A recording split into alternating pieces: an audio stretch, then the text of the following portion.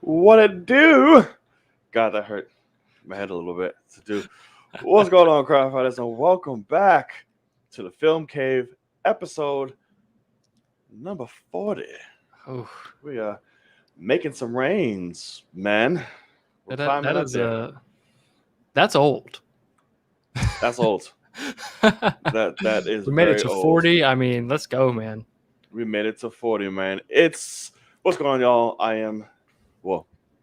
It's the night. I was gonna say I'm your host tonight. That's stupid, but You are the it's host. your boy Night. What's up, everybody? Logan here. Good show.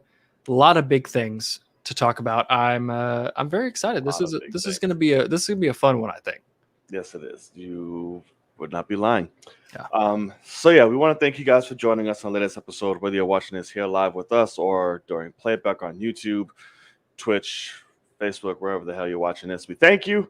We appreciate the love and support always. If you guys like what you see here and you enjoy our conversation, you just like how chill, whatever, the community, whatever you like about it.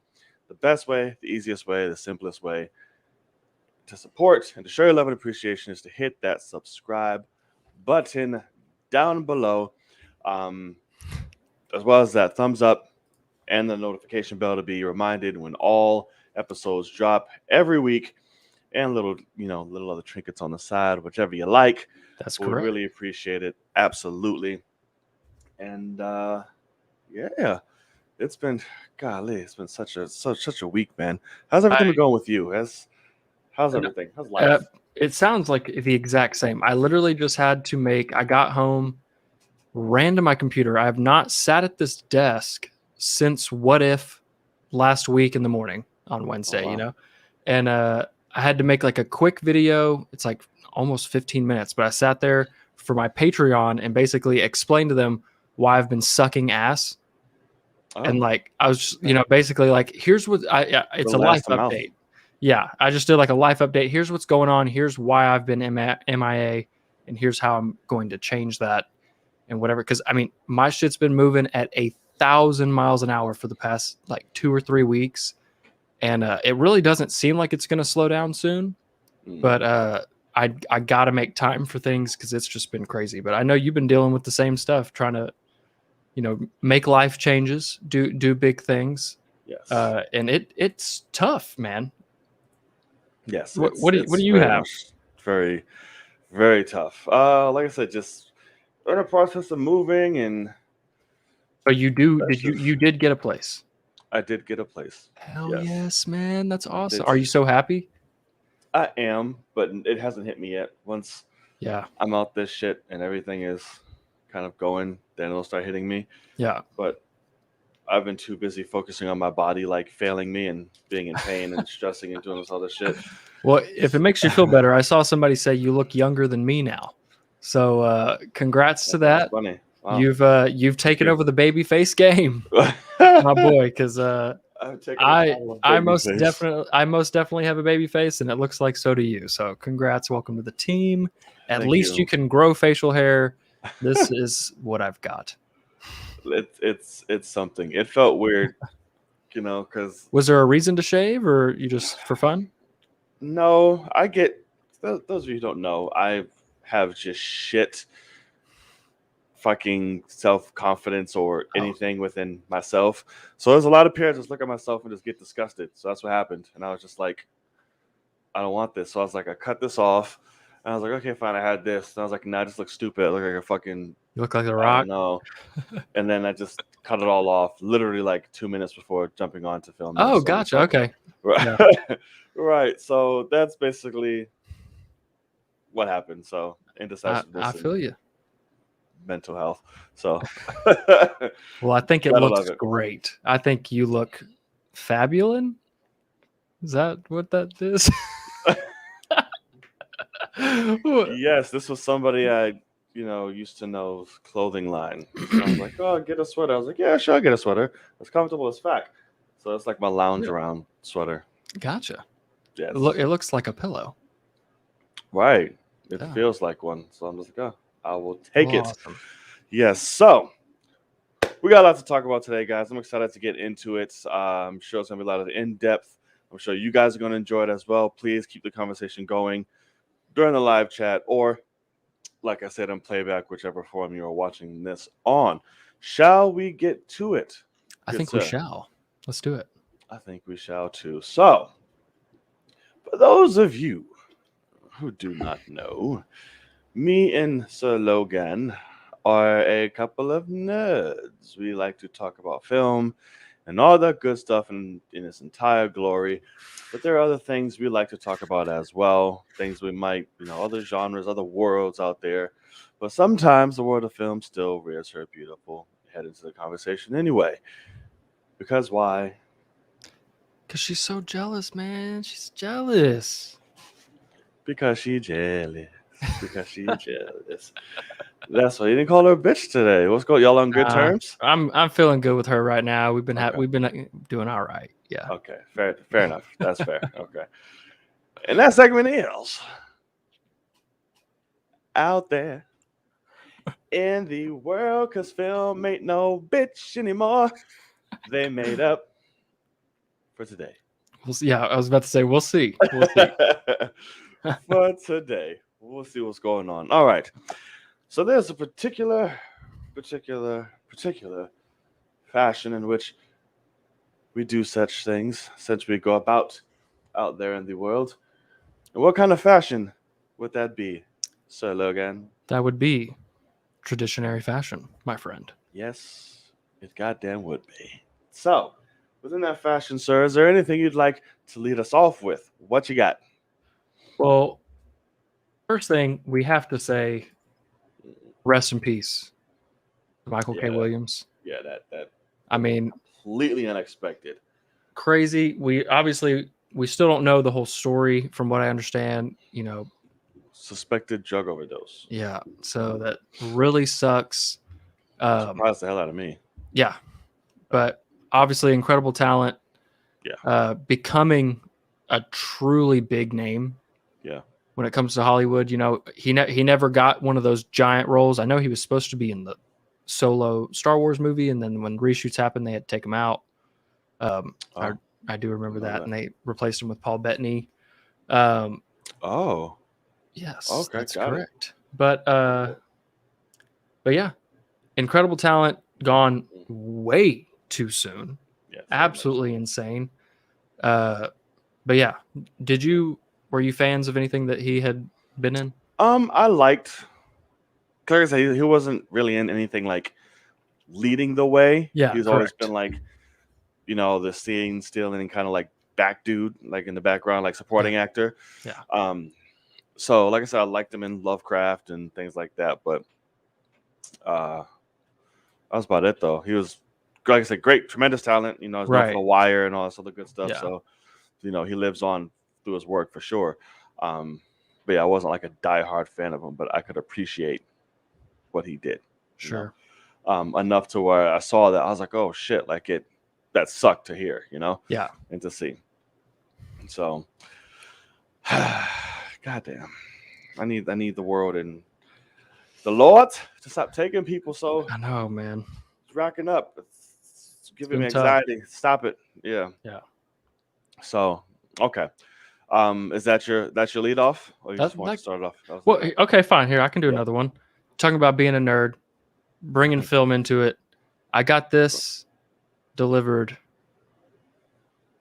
last week. Oh, I did see that little slice of sexiness. It's my first hot toy. Endgame Cap. This is actually pretty much probably how I'm going to have him standing. Is just straight on, looking like a badass. Yeah, it's pretty awesome. Ready to take out Thanos' army. It's funny. I was telling the video I recorded just a little bit ago, but like I understand that for the most part, when he had the shield, he didn't have the hammer in his hand, and when he had the hammer, he didn't have the shield. Broken. But like, I'm just gonna amalgamate those together and make him just a true badass. He had a few moments where he was scenario. juggling too and shit. Yes, but when it broke, that was when he went one or the other kind of thing. But it looks fucking incredible. It was expensive as fuck. too. So I Hot mean, toys ain't cheap. yeah. So it Hot would toys not have ain't been a cheap. purchase I would have made today. I'll just say that. But you can see this little guy back here. I will be getting rid of him, that statue back there, Oh no. and replacing him with my much higher quality version of that incredible moment in film history. Yes, incredible indeed. That's still. Oh, It's fucking good wild. God. It's still my wallpaper on my main screen right here. Oh man. Okay. So for me, also film related, but nothing too big to do a whole story about. But we got a little sneak peek. James Wan has revealed, well, 2 as of today now. So the first stealth suit for Aquaman 2, and then he just revealed a super fucking shredded ass King Yeah. Orm. Yeah. I was like, Jesus. Like, what? Like, all right, homeboy's been doing his time in prison. Yeah. Like, goddamn. But first we got the suit. So he's gonna have 2 suits. They're gonna go the old 90s Batman route, was gonna have like 50 different suits in the movie. I'm not in love with it. The stealth suit. Yeah. Yeah. I was like, oh, okay. I feel like it's one of those that the picture is going to be ass, but in the film is going to be awesome. That'd be great. That would be great, because right now it just looks like, holy hell, you look like you're just wearing an inflatable ass fucking suit, just chilling. Yeah. I'm like, it's Jason fucking Momoa. He doesn't need to be inflated anywhere. Just fucking put something on him. I'm like, there you go. So I'm not a fan. Correct. Of this still. I'm not knocking it in Right. general. It could be in the film and then it goes crazy. Like, oh, that's fucking awesome. I see a lot of people bitching about, how's the stealth suits in the fucking desert? It's a promotional fucking It's just photo. they just It's took not, that. It's not, because like even the whole photo itself just looks horrible. But it's just but it's just like, hey, here's the new suit. Boom. So what are your thoughts on it? Okay. I don't know if you saw my tweet. That suit looks terrible. Yeah, like it looks so bad, because even to the point, this is a part of like, this is half just the picture they posted, but also like, it's Jason Momoa. He's loud, he's proud. Same thing as Aquaman. Like, he gives no fucks. Why does Aquaman need to be stealthy in the first place is my first question. But also, because they also posted the picture of him in the badass, incredible, gold and green suit as well. One part about it, how tall is Jason Momoa? Any clue? 6'4", something like that? 6'3", 6'4". But the thing is, he's a thick boy. Like, motherfucker has meat on his bones. If you don't do different colors top to bottom, he looks chubby as fuck, man. 6'4". Yeah. He's just a rectangle when you get him in this dark greenish black. Yeah. It's weird. It doesn't look good. I mean, so I feel show off the body at all. No, but then if you look at the other one, it looks sleek because they even give him a little belt to kind of pop it out, so it gives him the V. Then you change the color, and I mean, you look good as fuck. So I feel bad for him, honestly, because that thing looks terrible. Yeah, it's just a weird angle, and it's obviously just meant to sell toys. I mean, same thing with Orm. If we want to kind of go into that, better known as Castaway. I like the Orm. I like it. I hate that shit. He looks god awful. It looks so bad. He's rotting in a prison. How do you expect him to look? I don't know, man. He looks so bad. He just has hair and fucking sweats, well, whatever you want to call him. Why can't he cut his hair? Because he's in prison. We're gonna say, here, groom yourself up. No, bitch, they groom him. You try to take all of us out. You sit here and you rot. I'm not grooming your ass. I don't know. It looks bad. He looks like Tom Hanks from Castaway, and ripped and all. I mean, just not as lean because he's actually been able to eat. But I mean, he looks special, but fucking ripped, man. That's obviously the biggest takeaway from that. Oh yeah, he looks great. He went back 50 times to the fucking weight room. Yeah, for this one. I'm like, Jesus. They'll give him access to weights. Can't buzz his hair. Right. I mean, It's the water. It's natural weight. He just I just does shit. I feel like it would have been a better look. Let him grow his beard out and look nasty, but buzz him. He'd look like a psychopath and like an actual prisoner, not a homeless person. You know what I mean? Like that. Then all of a sudden he looks scary. I like the old Whistler look. And You're in prison. You just gonna let all that shit go. not if you're working out like that, man. You're jacked as That's his fuck. revenge look. You know that's like villain 101 revenge look. Like I'm going away, stowed away. I hope I'm they still don't. gonna be jacked as shit. Like, I hope they don't that. bring him back as a villain again because he got his ass beat. Like he's done. Bring in Black Manta. Let him get his thing going because he was kind of a side piece. And talk about ass beat. This man. First of all, they need to explain how that's this man true. is like superhuman. But I guess the Atlantean armor protects him through all that. Cause like, homie, you should be 5 times dead. Yes, that's correct. But that's the Atlantean armor. You know, it's next to the dragon scale armor. It's damn near impenetrable. Oh, little plug there. See what I did there? Crossing the boundaries there. Right, a little bit. Let's see. So yeah, but I did like them. I'm excited for it. Don't show me that bitch. I don't care what she looks like. Yeah, but I'm sure she's not too far along. So whatever. That's true. Right, but if we get a new thing of Manta, I'm with it. Or maybe what's the fucker's name is going to be in it? Huh? I don't know. See, that's what I tried to avoid doing. I did subconsciously because I was about to say Namor, but I was like, nope. Oh yeah. And I ended up doing it any fucking way. Yeah, but I gotcha. Yeah, whatever. Fuck it. You know what I was trying to say? I don't know. Whatever. Okay, what you got? Other thing I got, I got some things. It was actually kind of a deal that Chris Stuckman had on one of his videos a few weeks ago. Mm-hmm. They're movie posters printed on metal. It's called Displate. And I ordered them because he had a little discount code. So go check it out. I think it's probably still active if you're interested. But I got 3 of them. And I was going to show you. The first one you wouldn't get. But the second and third, you might be able to understand. But I'm going to give you the hints off the bat. Not overly nerdy for these. I went more just movies I love that aren't comic book or anything like that.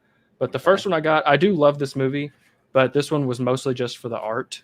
But this one is First Man, my boy. Oh my God! It looks so good. But it's metal, and it actually sticks with a magnet. Like you put a sticky thing on your wall, so it's easily removable. Stick the magnet to it, and then this just magnetizes onto it. Just boom, and you're good. You're done. But then the other one, I don't know if you understand my love of this one or not. But this is like, it's in my top 10 movies of all time. But I will also admit, I see imperfections in these, and I might call them on this. We'll see. Okay. But Interstellar, of course. Ooh. I mean, look at that shit. That's pretty gorgeous, though. I mean, come on. Yeah, it is. But when it comes to imperfections, it's been like warped. Like something heavy hit it, and it's got a big crease here. And I mean, yeah, it's going to be hard to tell on the. I see it. But a little frustrating. But that's gorgeous, though. Oh my God, yeah. But then this last one, do you have any guess as to what one of the best movies of all time? I mean, I'm guessing an Endgame. No, I told you not nerdy. Oh, you said not nerdy. That's right. Come on, man. You're gonna be. I don't know for you. You're gonna be happy. You ready for this? Okay. Good. Ah! Oh my boy. Yes. See, if you would have said masterpiece, then I would have. I said one of the greatest movies of all time, man. I know, but you say masterpiece. We always say masterpiece when we talk about prisoners. But this one also, so random. Oh, can you see it over here? Yeah, I like that. Random white chip. I'm pissed, and then also the crease. This one also got hit by whatever this is. So I think I'm gonna call him on it. I'm pretty frustrated, but like, isn't that fucking dope, man? Like, he's under the car, and there's Jake. Like, it's beautiful, man. So really nice. That's like those Mondo posters, but like they Yeah. call those. Yeah. Kind of reminds me of that. This creative art shit for licensed Right. IP for So that was the thing too, is what I didn't you could they had unbelievable amount of options in terms of what you could get, and yeah, plenty of nerdy ones for those of you that want Marvel stuff or whatever. But what I liked about it is that I didn't just want like the poster, like the theatrical poster. Like these are drawn by like graphic artists, and they get a cut. Like they get to upload their stuff to this website, and they get a cut. So let me get it right before I tell y'all. That's interesting because I was with the move, that's something I'm doing. Yeah. I'm getting posters for the apartment. Like I'm completely starting the shit from scratch, and I'm very excited about it. Sure. So I was gonna just get like regular posters or whatnot, and post them up. But I don't know if the kind of look I'm going for the apartment. I don't know. Depending on what I can find, if I go to like extra like artist-based posters for it or what have you. Sure. I don't know. But okay, I'm gonna have you do the guessing game. I'm getting three posters. Okay. What are they? The Dark Knight. Okay. Is that not one of them? I'm just gonna let you know after the three. You want me to tell you one by one? No. Okay, let's see. What's the other? Okay. I don't know if you would have thought of Prisoners, but Prisoners is a great one. Oh god damn, man. Okay, let's see. You well, no, that's actually, you probably get Batfleck. Instead of Dark Knight. I don't know. Fuck. Shit. I have no idea. But one's Batman. The Dark Knight is correct. You got the Dark Knight. Okay, okay. No, Dark Knight is correct. Would you go Endgame or Infinity War of some sort, or Iron Man? I don't know which one is your answer. So it's gonna be Iron Man. So Iron Man. Yeah. Okay. Wrong. So what's fucking shit? Okay, I'm trying to remember which one I think you like Infinity War more now. Over Endgame? You do like Endgame most? Yes. Oh man, let's go, boy. Okay, is that one or no? Yes. So it's Dark Knight, Endgame. Thoroughly disappointed to you that this wasn't your first. Well, hold on. Oh, that's I got damn it. Of course. Well deserved on that one. That's true. Right. So I'm because I'm having a very theme like living room, all that shit. And it's very Wakandan inspired, but I could hold you. So like accents of gray, black, purple accents around. And those posters really will look good on that. Yeah. The Dark Knight's the only one that doesn't have like the accent of like deep purples or colors like that or black. Sure. So we'll see how that goes. But those are gonna be my thing I'm gonna have in my house. I'm like, I always want to post this in my house. So that's the thing is like I'm in the wake of seeing if I'm gonna continue to live here or not in this house or not. Mm-hmm. It might be years, but I'm like, I don't know if I'll hang those up yet. I might wait and have those be in the office of the future, but we'll see. And then I'm honestly I'm pretty pissed. Like those got here like 25 minutes before we started, and I opened them up, and they both like 2 were damaged, and I'm like, you got to be fucking me right now. So I'm probably gonna call them, and I hope that they're like, yeah, sure, we'll just send you another, send you two more, and that would be great because like these are meant to be shown off in a grand way. Yeah, I'm not trying to get them bent, and that the white chip in the pitch black of that Prisoners one, I'm like, you gotta not that's like right there. And like I almost was like, let me just get a Sharpie, and I'm like, no, fuck them. I'm taking pictures. Old school. And because like a Sharpie would be shining, and like these are like matte. So that's the thing too. With these, you can get matte or you can get glossy. I got matte for all of them because I'm possibly expecting them to be on camera one day off these lights, and I don't want them shining. Right. But you could get glossy, and I bet they look good as shit. Oh, I'm sure. Glossy, but glossy as fuck. Okay. But yeah, I like that you and I both are in that wave of like, yeah, let's get some posters in this bitch. Oh, yeah. Let's go.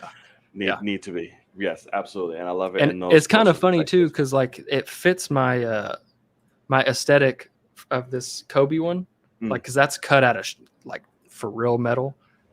So like just I'll keep metal on the walls. How about that? Let's Right, go. right. Fucking Magneto better not come over ever. One of them almost cut the fuck out of me already. I'll tell you that. I like grabbed the corner wrong. I was like, oh ho, let's not, my friend. Like, Yeah. oh, we need corner fucking Yeah, corner guards or something on guards, there. whatever. Right. Lord have mercy, Jesus. Okay. Let's not. Right. I saw. 'Cause I saw. It's actually funny. I saw your little life update notification. Yeah. I was like, whoa, what's going on? My immediate thought went to pregnancy. I Oh was no like, no oh, no no no. I'm like, oh, he's a dad. Not Here we happening. go. But okay, got it. Never No mind. no no no. That was I start the day. I'm like, nothing's wrong. Like, Right. I just want people like it's just it had a ton of shit going on, When you throw in life update, and it's like, oh, I know, but because I also like it is a full life date, but also I want people to like click on it and kind of get an understanding of what's going on. I don't Right. want them to like think I'm a piece of shit because But oh, okay. No, we don't want yeah, that. cool Okay. shit, man. Cool and gang. So That was a great out there in the world segment there. it's still going. It's still I going. know, but like in that one segment of like we got movie posters and trivia. Absolutely. Okay, so my last one I can think of, because there really won't be any crazy hype to it until Thursday, apparently. Yeah. But we are officially entering the goddamn Matrix. It dropped today, and it showed. We got behind the scenes, not behind the scenes, but like exclusive pics and stills of it and shit like that. Yeah. We got to see the perfection that is Keanu Reeves chilling. We got Yaya officially just bald, shaven, chilling. Trinity about to kick somebody in the throat, and a bunch of like view shots and shit. Yeah. And like, so I just like, I'm hyped for it. I'm here for it. And apparently, if you go to the website, you can fucking choose either pill and something's crazy. Have you tried doing any of that yet? No. I haven't either, but I want to. But apparently, we're getting a teaser. I mean, yeah, a teaser, right? Not a full trailer, a teaser. I'd suspect a teaser right now. Yeah. Or a 5-minute teaser, probably. Of the film on Thursday, so I'm really excited about that. But I love the stills, love what I'm seeing. Always good to see Keanu Reeves, no matter what. Sure. Like I said, this man over here I was like, you don't complain about perfection. You just Saw let a lot of people complaining happen. about it. Well, they can all suck a toe. This man is perfect. He also can't because he's doing John Wick, so he couldn't cut any of that shit off. But that's what's kind of frustrating, No, it ain't. It's like Let it rock. Because I don't think we're not getting a traditional Neo anyway. I think this is some other worldly shit. sure. We talked about this on I forgot what it was on the vodka stream the other day with Dave Pina. Go check him out, Film Junkie. I think like it's some shit where the Matrix has somehow created like its reality. Like here we are because Neo's dead. I don't know how the fuck he's coming back anyway. So maybe because he died, he became Matrix Jesus. So maybe he just subconsciously created a whole new world of reality and somewhere it merged. And these are all the people living about it. And that's why they don't know where the hell they are until they like woke up. Holy shit, you're the one. This was all this and yada, yada, yada. That's what I'm thinking, but I could be wrong. Sure. We'll see Thursday. What are you thinking? How do you feeling about the Matrix and all this shit? I'm well, to be honest, the first thing is I'm realizing I need to rewatch The Matrix because like I haven't seen it since I was a kid, I feel like. And I do own it. Like I bought it not long ago. So I own it in 4K or whatever, but like I probably need to rewatch it. I'm not gonna watch the second and third ones though. I'm just not gonna do it. I'll watch the first one. Watch the second one, say fuck to the third one. The second one's fucking still great. Okay, we'll see. It's so much fun. But it was funny because I brought it up to my boss and my coworker today, and they're like, if we're doing the Matrix again, what I want them to do, and it was funny because both of them are like big nerds and like they saw Matrix in the theater and like it blew them away. It was revolutionary, all that. And my coworker goes, I want them to go to like the physical world of the Matrix, not And like my boss was like, "Oh fuck, like let's go!" Like he was like, "If they do that," Listen, and that's what I think this is. That's what right. I And know. so Yeah. and they hadn't seen a lick of anything, and I was like, Mhm. and so then we start seeing these pictures. I see people online. And I was like, "You might be fucking right here, man." Like it's crazy. But anyway, what I'll say is some of the stills look, they're nothing crazy yet. Obviously, Right. that initial one of Keanu, it could be straight from John Wick. But there were some wide shots that are like so fucking beautiful. Like there's one that look, I'm guessing, I guess it's Yaya, and Keanu fighting, but it's like a wide shot in like a dojo type thing, whatever. But like the sun's Oh, coming through the wall behind them. It looks yeah, so damn good. And like also like another one with somebody standing on like the edge of a building maybe or something. yeah. I think But it's like Keanu. cinematography looks fire. And I want my mind blown. I want I want to be confused and weirded out and then have my mind blown basically. But I think you're getting all of that. My yeah, only worry. yeah. Sorry, I did No, cut you go off. ahead, go ahead. My only worry is that both sisters aren't coming back to direct this. Only Yeah. Lana is. So I'm like, you Why? guys are best when it's both of you. So that's my only worry. Because when she's by herself, then we get Cloud Atlas and all type of shit. So I'm just like, and then don't know. So we'll see. I'm still excited. It's fucking Matrix. Still excited. But yeah, I just hope that doesn't breed disaster. That's what But, I was gonna say. If they're going to do a fourth one, mm, because that was I'll be honest, the first thing my coworker said. I said, "Hey, Matrix 4 trailer in 2 days." He goes, "They're not bringing back Keanu, are they?" I said, "Yeah, that's the one picture they just released." And he's like, "Why?" And like that was kind of like, so that is the thing though, is like, give me a good reason to do this right. again, bring this back, because a lot of people would say the first one's masterpiece, and you slowly tarnished it, and the third one destroyed it in a lot of ways. It's getting, and that's what I'm noticing ever since this kind of fourth and all that. They're starting. It's going through the prequel treatment, even though these are I better than agree. the fucking prequels. But now a lot of love is coming towards Reloaded and Revolutions and Yeah, stuff like that because they are Reloaded at least. Like it is a great movie. Like it's fun. It's good. Like that's when the ambition really blew up, and that's where everybody was like, I don't know where you're going with this, and yada yada yeah, yada. But as you watch them now, like everything makes sense, and like it's such a good movie. Revolutions, you can still make an argument for. I won't turn anybody down who says like, oh, that movie's kind of shit. yeah, I won't fight you. But yeah, definitely the first two. Yeah, yeah. absolutely. What you said though about the prequels is true though, because I've definitely seen people that are like, "Hey, yeah, I've secretly been rewatching these over and over for years," and like all of a sudden the fourth one gets announced and they're like losing their shit, Right. because by now they're like, they're fucking great, all of them.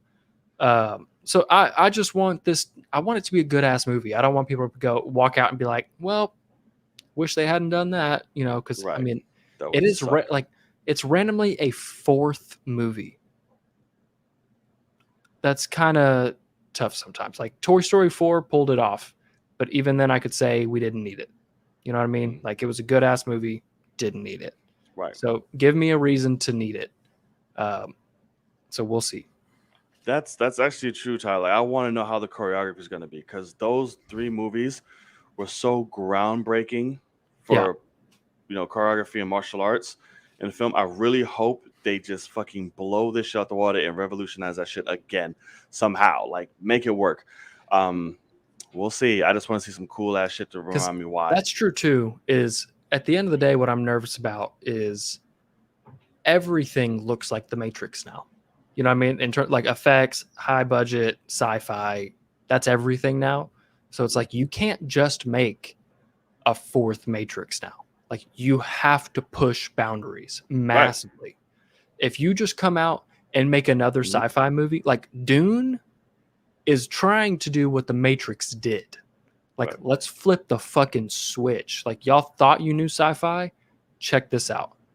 Whereas you know, we can get into it later, but like you have the Marvel formula and people talk about and things like that. So it's like, you're bringing the Matrix back. Don't bring it back. Make it brand new and blow us all away. Is kind of what I hope. That's exactly what I'm hoping, and I don't know. And we don't know what the Oracle is like. She's only been recasted twice because sadly the first one passed away. So we'll see. I don't know if the actress is still alive who played the Oracle in the last movie. I don't know. And not recasted twice, only recasted once. I'm sorry. So we'll see. Who knows? Who knows? So yeah, and lastly, we finally got Venom got pushed up. So we finally got a Yeah. date. Yeah. Those tickets come out Venom. tomorrow, don't they? Do they? Yeah. Tickets tomorrow. Jesus Christ. Get fucking ready, bro. Dear God. Okay. Got your card in the app and everything? Got that new card in there? Right. Right. So October 1st is now released. So Shang-Chi has opened up some doors. That's correct. Has opened up And some now doors. Venom A lot is more gonna ways than one. gonna close them. I hope not, but No, he's not. He's gonna open them up even more. Okay. If anything like the first movie and shit. All right. Queen Latifah, new Oracle. That is hilarious, and something I oddly see. Something I oddly see. So yeah, I'm excited. Venom got pushed up. Boom. No more delays and this and that. We got the bastard next month. So I'm happy. Right at the beginning tag. All right. Do you have anything else? I think I'm good. I think you're good. Well, I think that's gonna do it for Out There in the World. That was a pretty damn good one. Yeah. I'd say we got a lot of good stuff pumped out of there. Guys, if there's anything that we missed and you want to talk about, please feel free to put it in the live chat because we will circle back around at the end of the show and kick it with y'all and just go over everything we might have missed or just shoot the shit. If you're watching this on playback, please list off in the comment section. For we're always looking in and out of there as well. So your voices shall be heard. So, all right. Let's start off with this before we get into the passionate thing. So, Okay. as we know, Marvel has been experiencing some backlash, but understanding, but kind of just very divisive ways in how they're approaching their films. Okay. There's theater, there's same-day release, all that good shit. It's just hurting the way we kind of see things and yada, yada, yada. It's been a whole thing for months. So, two people in particular two big names in the directing world has come out speaking against or speaking on the subject of, same-day release and impacting on film and yada, yada, yada.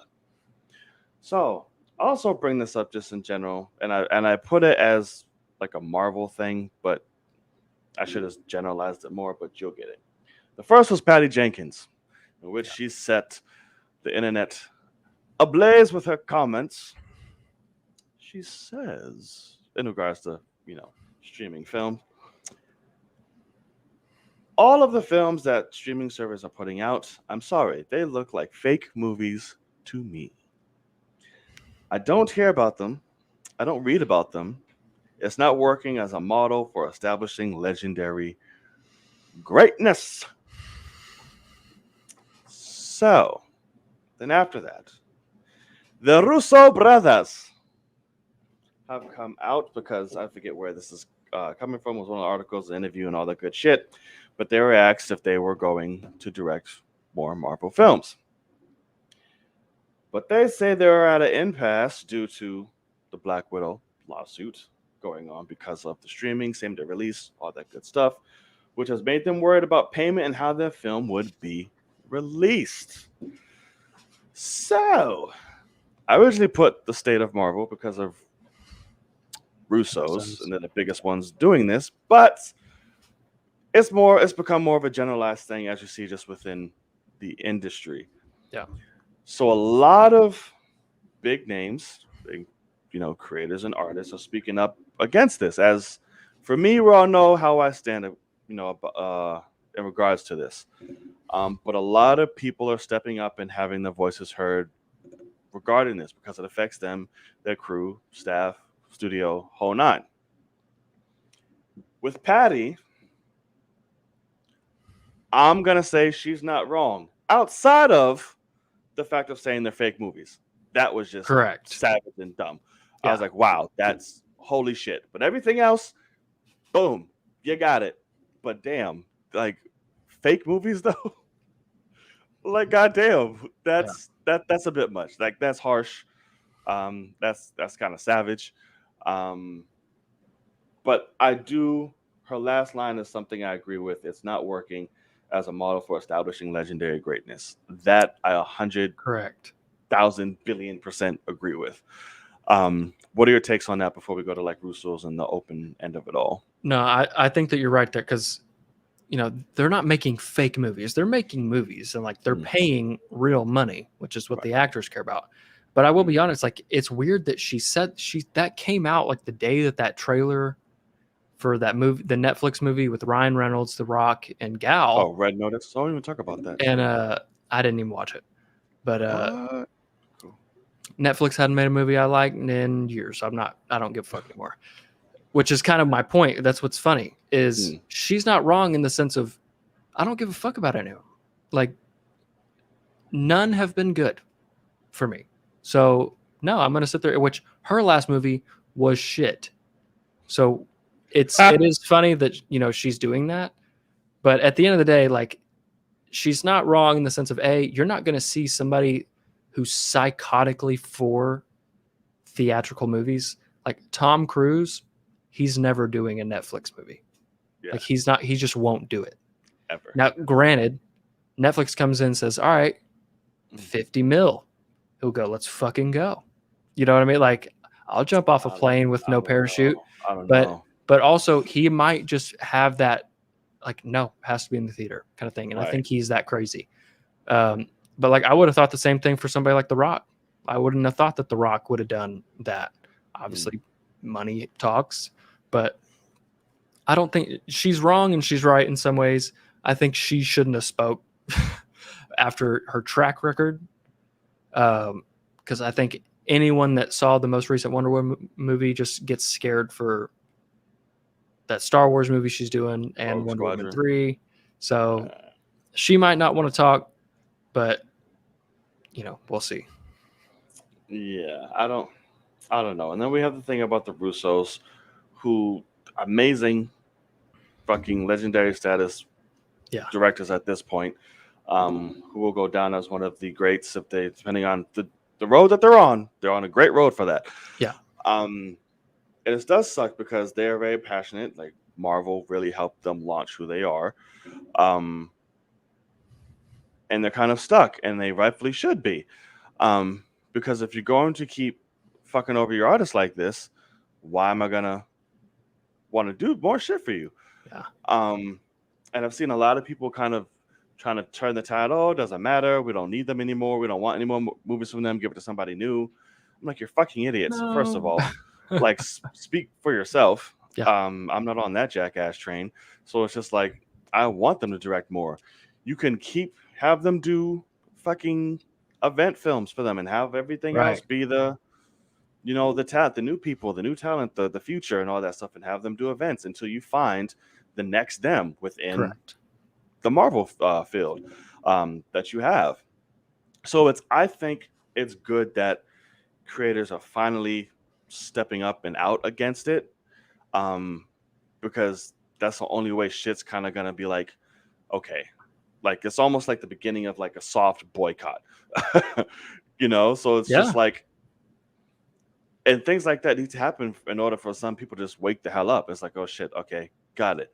Like times are changing. We're slowly getting back into normalcy, whatever you want to call it, or as safely as we possibly can, but still preserving the art of film and theater.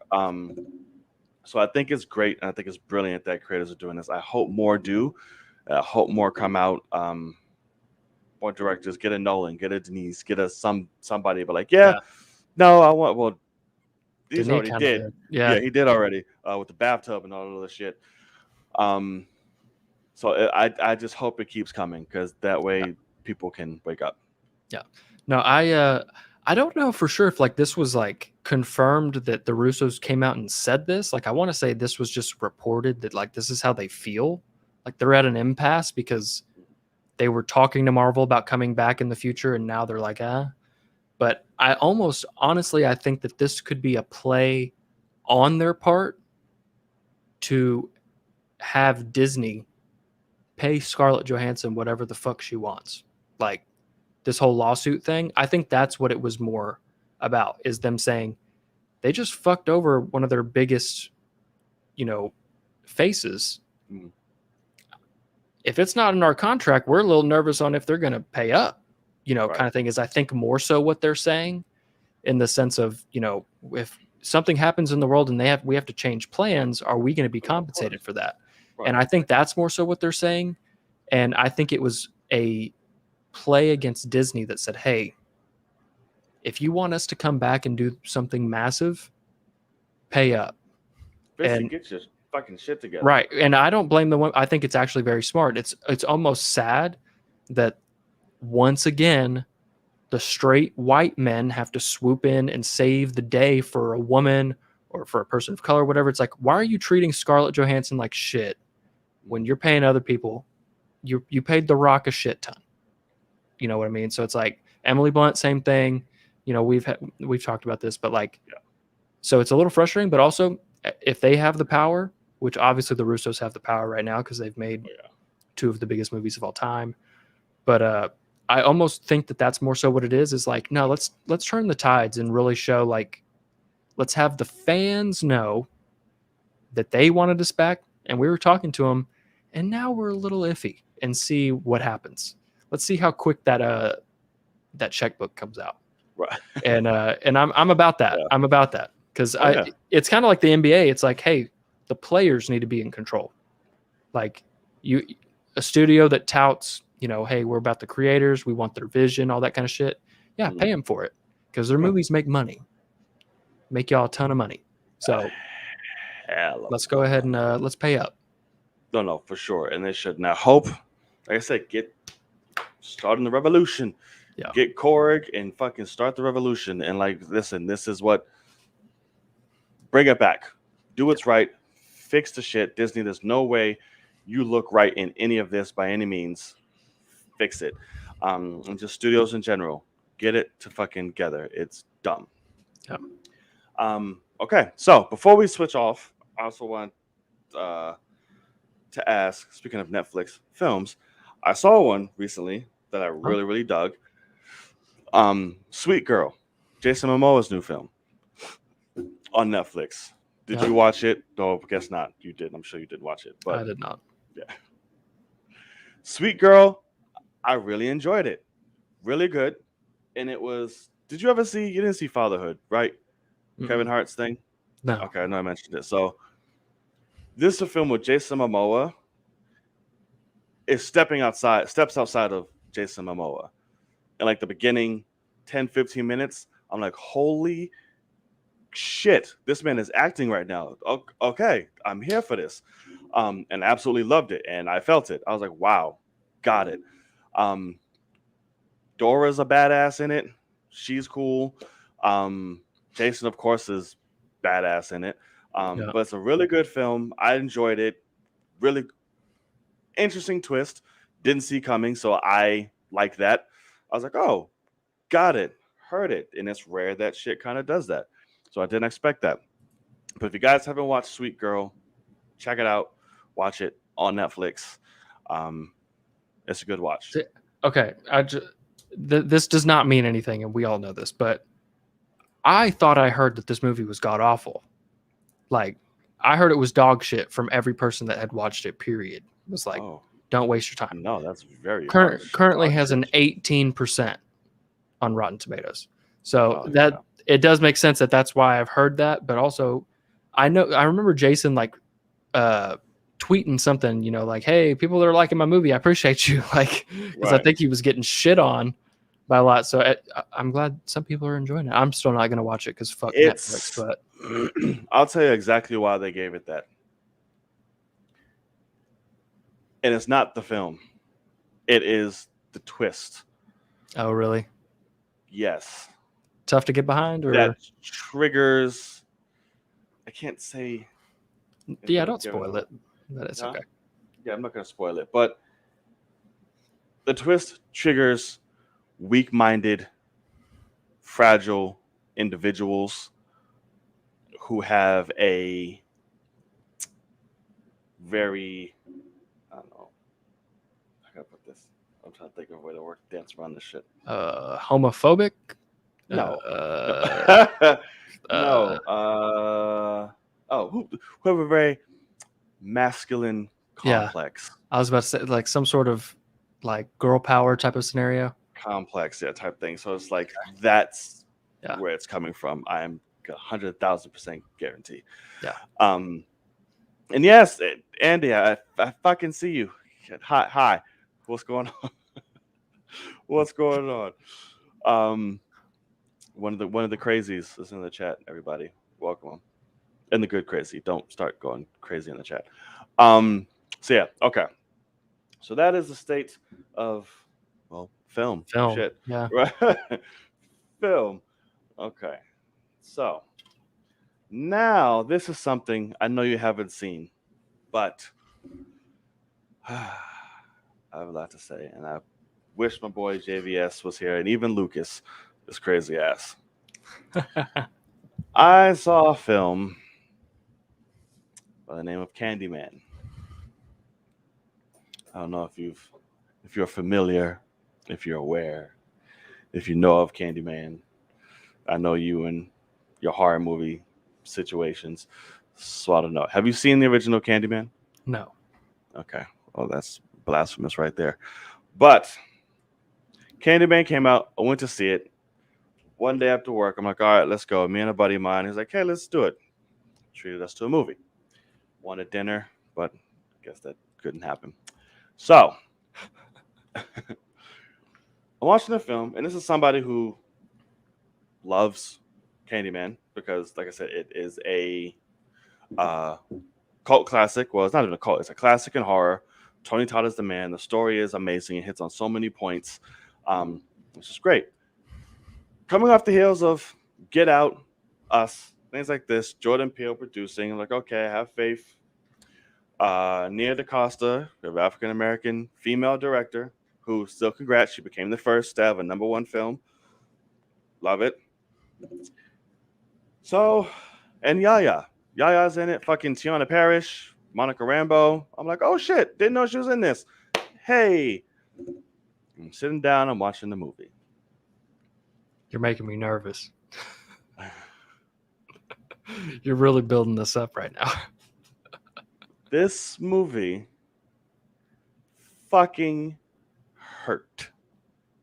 Okay. It hurt because it was a great disappointment. Oh. Um, and I say that because this is a continuation of Candyman. Oh. So it means everything that is within the world and story and realm of possibility of the first Candyman should come straight into this movie.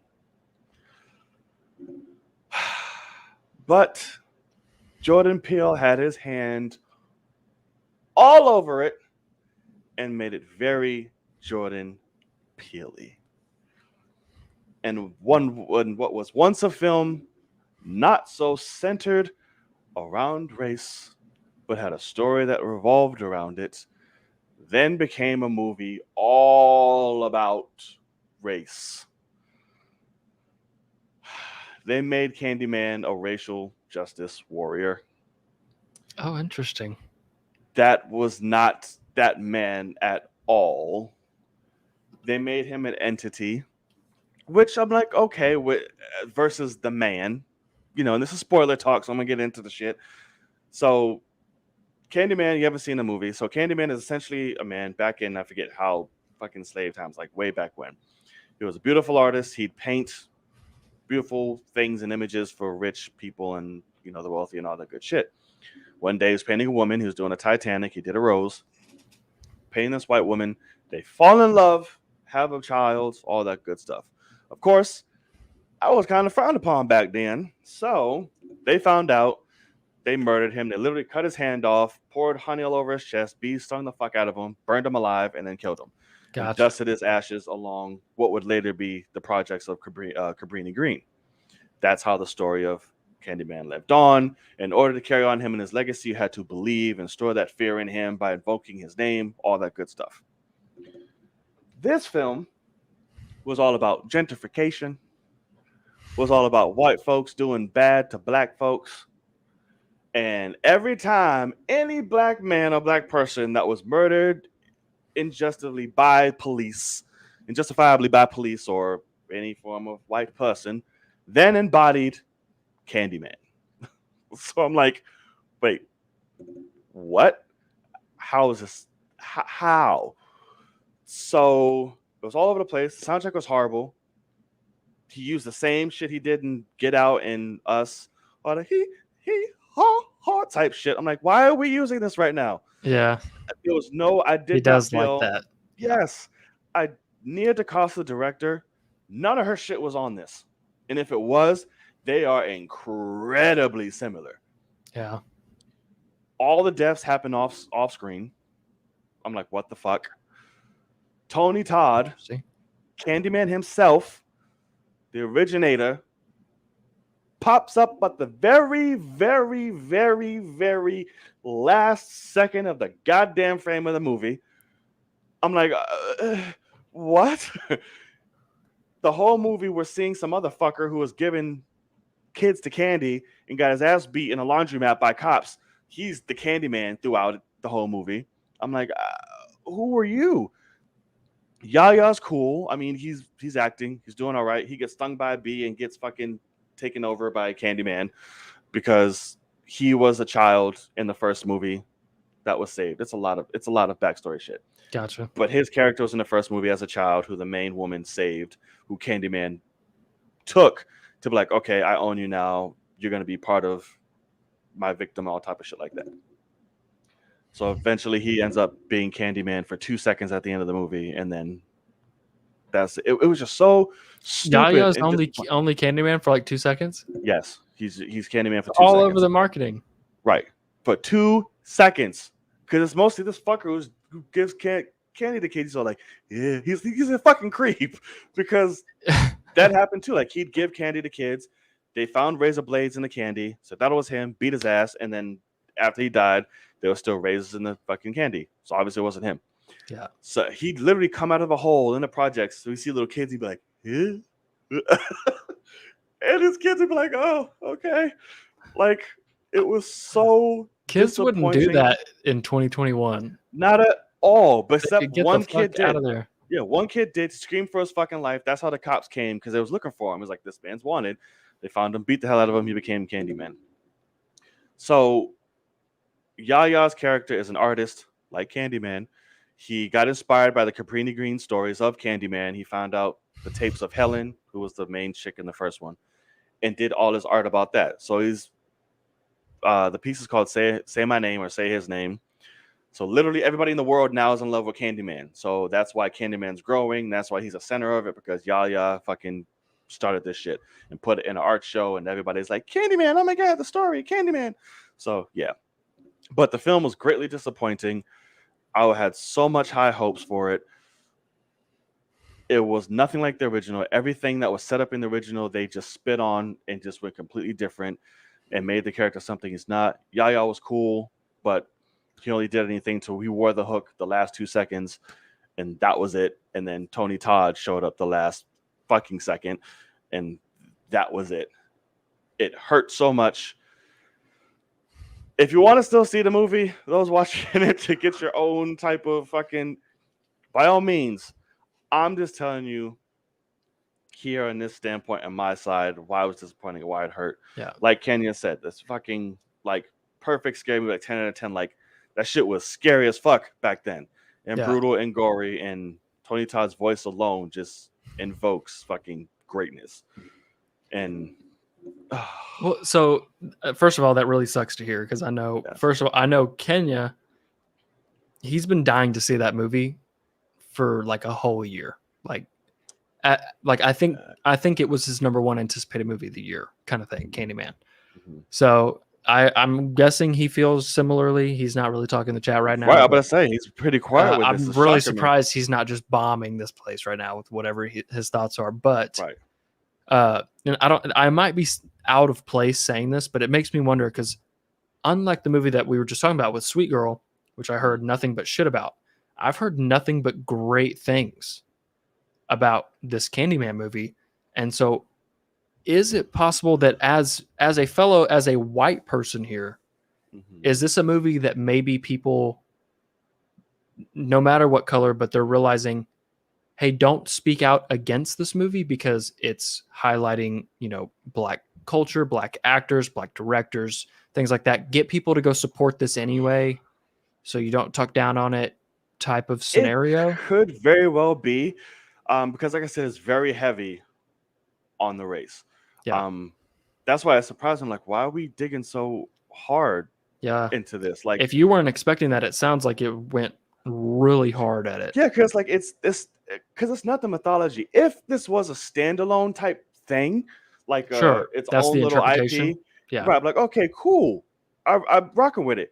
But you're bringing it off a character mythology that had nothing to They're using do the name. with, Yeah. right, to highlight the issues of gentrification and racial injustice and things like that, which obviously are all important issues, Of course. but it just didn't fit with this character or world. You just kind of shoehorned that in and created a whole new story and then threw Candyman in it. And it was like, oh, this Yeah. is the reason why Candyman exists. It's like, huh? That wasn't the Right. motivation like that back for him at all. They acknowledged him as the first, like Tony Todd was like, oh, he was the first. It started with him, yada yada Yeah. yada. And then ever since generations, they would come. I'm like, oh.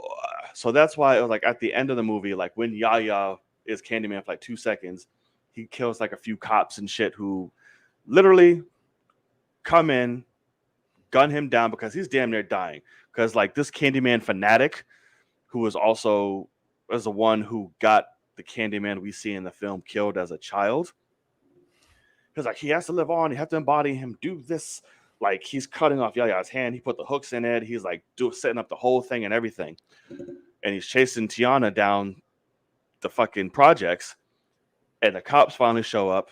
She kills the fucking obsessed dude, and then Yaya comes out of nowhere all fucked up. It's like, I think he's dead. And then he's finally like dropping because he's lost so much shit.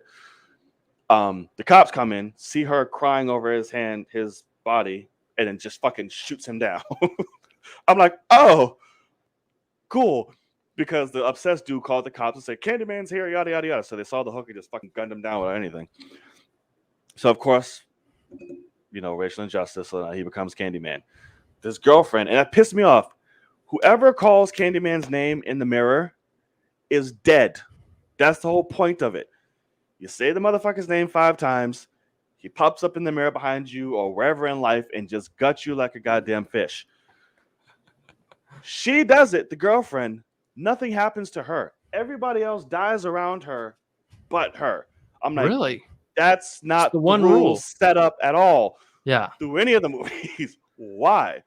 So then it was the fact of, I guess he wanted her to tell the world about him, because that's literally where Tony Todd Yeah. came up. And it pissed me off.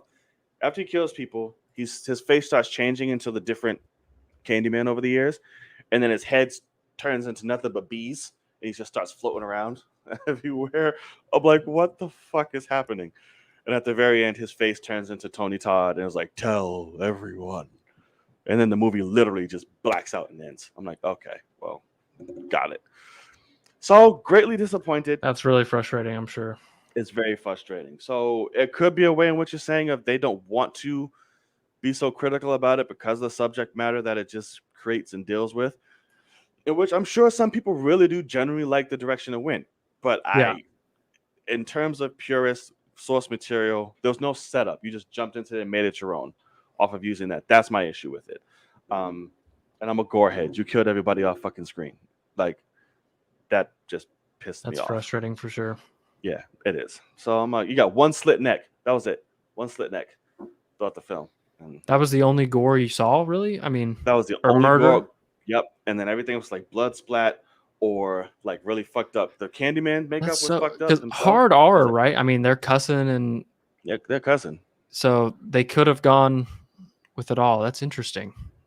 Nothing. All you hear every time something happens, you just hear the sound just and they're like, in the background somewhere. I'm like, can I see it? What's Yeah, happening? that's like you're trying to keep it PG-13. So that's Yeah. interesting. Yeah. That's it. Because the original did that with a few, and then all of a sudden it was just like, fuck you. And I was Well, like, oh my so God. so what's interesting, and I hate to say this, but once again, I can't remember how you feel, but Captain Marvel is, I think, the weakest Marvel movie, MCU movie we've ever gotten, sadly.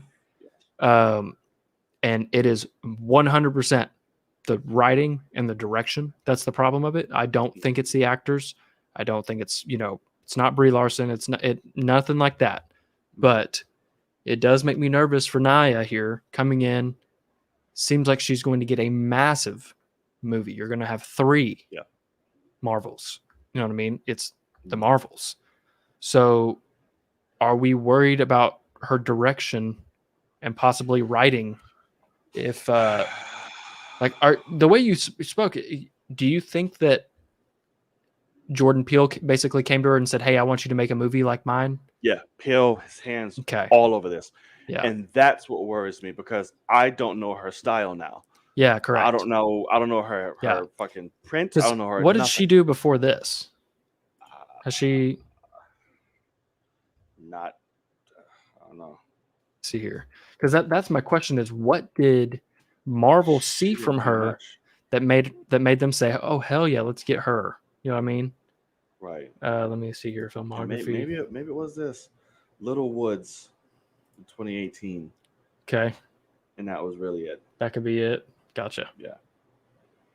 So she went from that to Candyman to the Marvels. Okay.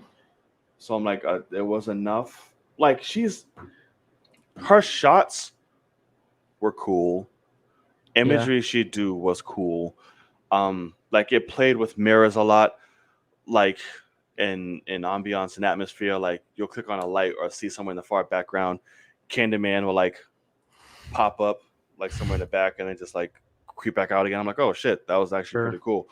That was a one big takeaway that I liked from that was his presence and how they shot that. But that's just where it was all Jordan Peele. So like down from the music down to the idea, screenplay, all that, because he obviously he wrote the shit too. So it's like, it was all him. So I will admit, felt it. I'm now also I am also now more nervous because Little Woods over here, Rotten Tomatoes, so we know, but this is what's interesting. 95% audience score, 56. That's a massive, flip flop here. So is it a super artsy movie that no one understands? Or, I'm trying to figure out what, like, that makes me think of like The Green Knight probably has a similar situation to that. Let me see here. Green Knight 88, audience score 49. So yeah, very similar. So it was a very artsy movie. There was no storyline to understand. It's meant to just things happen and you're like, okay, doesn't make sense, keep going. Doesn't make sense, keep going. Like it's literally meant for that. So that worries me a little bit. I'm not gonna lie, but I gotta trust Kevin Feige, but also Captain Marvel was not good for me. I hate to say that. So likewise. I'm more nervous now, and I know they're currently shooting it. So if all of a sudden they're going, oh wow, like people hate her movies, right? Like because that's the thing sucks. Is, it sounds like critics. Let me see. Let me look at this again here. Critics, I want to know what they think of Candyman. Do you have an idea of what they might have had here in terms of Jordan Peele? He has good graces, so I think that's a good point. Let's see here. Candyman 85%, audience score 73%. So both relatively okay. Not a bad margin. But yeah, so it makes me wonder if I guess I was just a purist there at that point. I would Kenya, would did you love see to. the movie? Yeah, I know. I Because gotta you're know what he being thinks because uncharacteristically non-hyperverbal. I Where's that from? agree. Shit. I know it's to Tony, but I can't remember what movie it's in. I'm trying to think. Wait, you got Tony, so that's good. Oh, it's Civil War. The Civil War, yes, it is.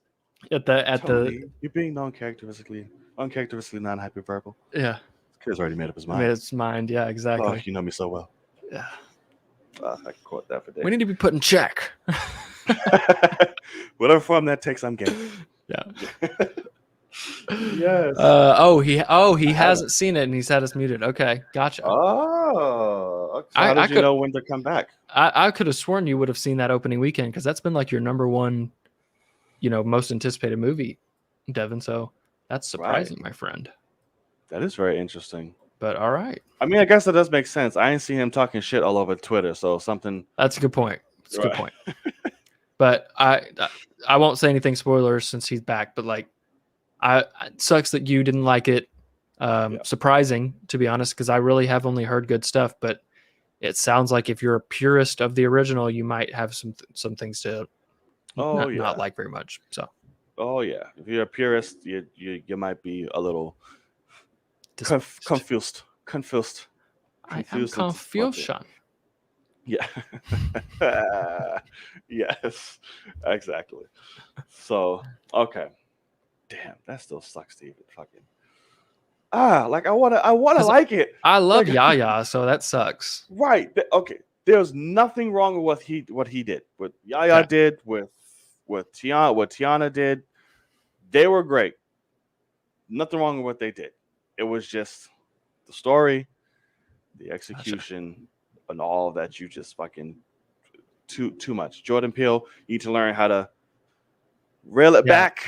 Now Jordan Peele is being the studio, like, let's hammer down my type of things, which that's not good. So let's put my theme, because now you're just staying on something that it's a narrative. That's all you're doing. I need you to break it up. Because what I will admit, if you're saying the original is not like this, the score, as soon as you said the score is so similar to Us and to Get Out, which like for Get Out, it works perfectly. For Us, it works less for me. Like it's meant to be more weird, and it just kind of like it's meant to hurt. It's like just screeching. Yeah. But the fact that you said that, it makes me wonder. The same. Like I was thinking, like watching, I was like, is this what he used in Us? It's literally the same thing. I'm like, whoa, what are you doing? Because the soundtrack in the original is so goddamn beautiful. I'm like, why would you not use this or do any of that?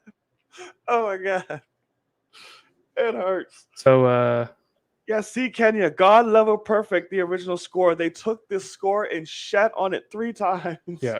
So Nia DaCosta wrote and directed this movie. Yeah, along with Jordan. Jordan produced it.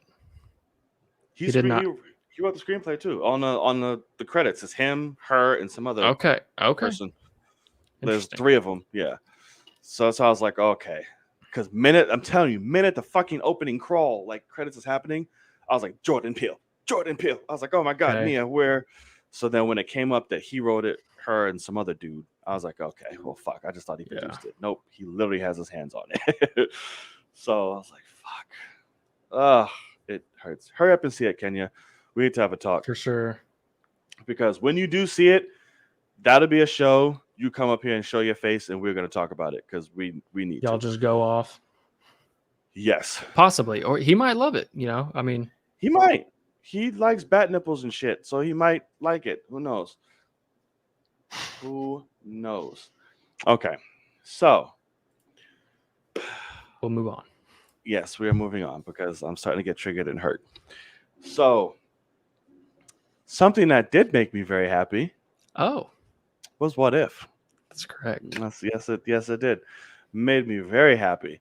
So it premiered its 4th episode which we're getting 5 tonight, and I cannot wait for this episode tonight. Oh my god. Have you seen the So posters excited. that they released yet?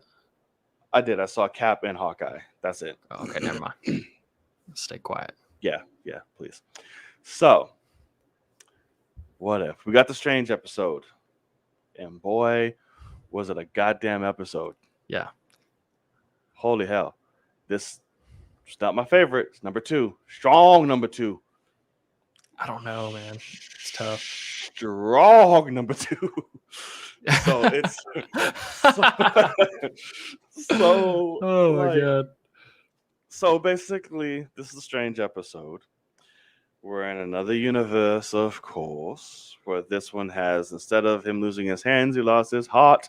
In this case, his heart was, what's her name? Catherine? Karen? Caffeine? What the fuck is her name? I know. Shit.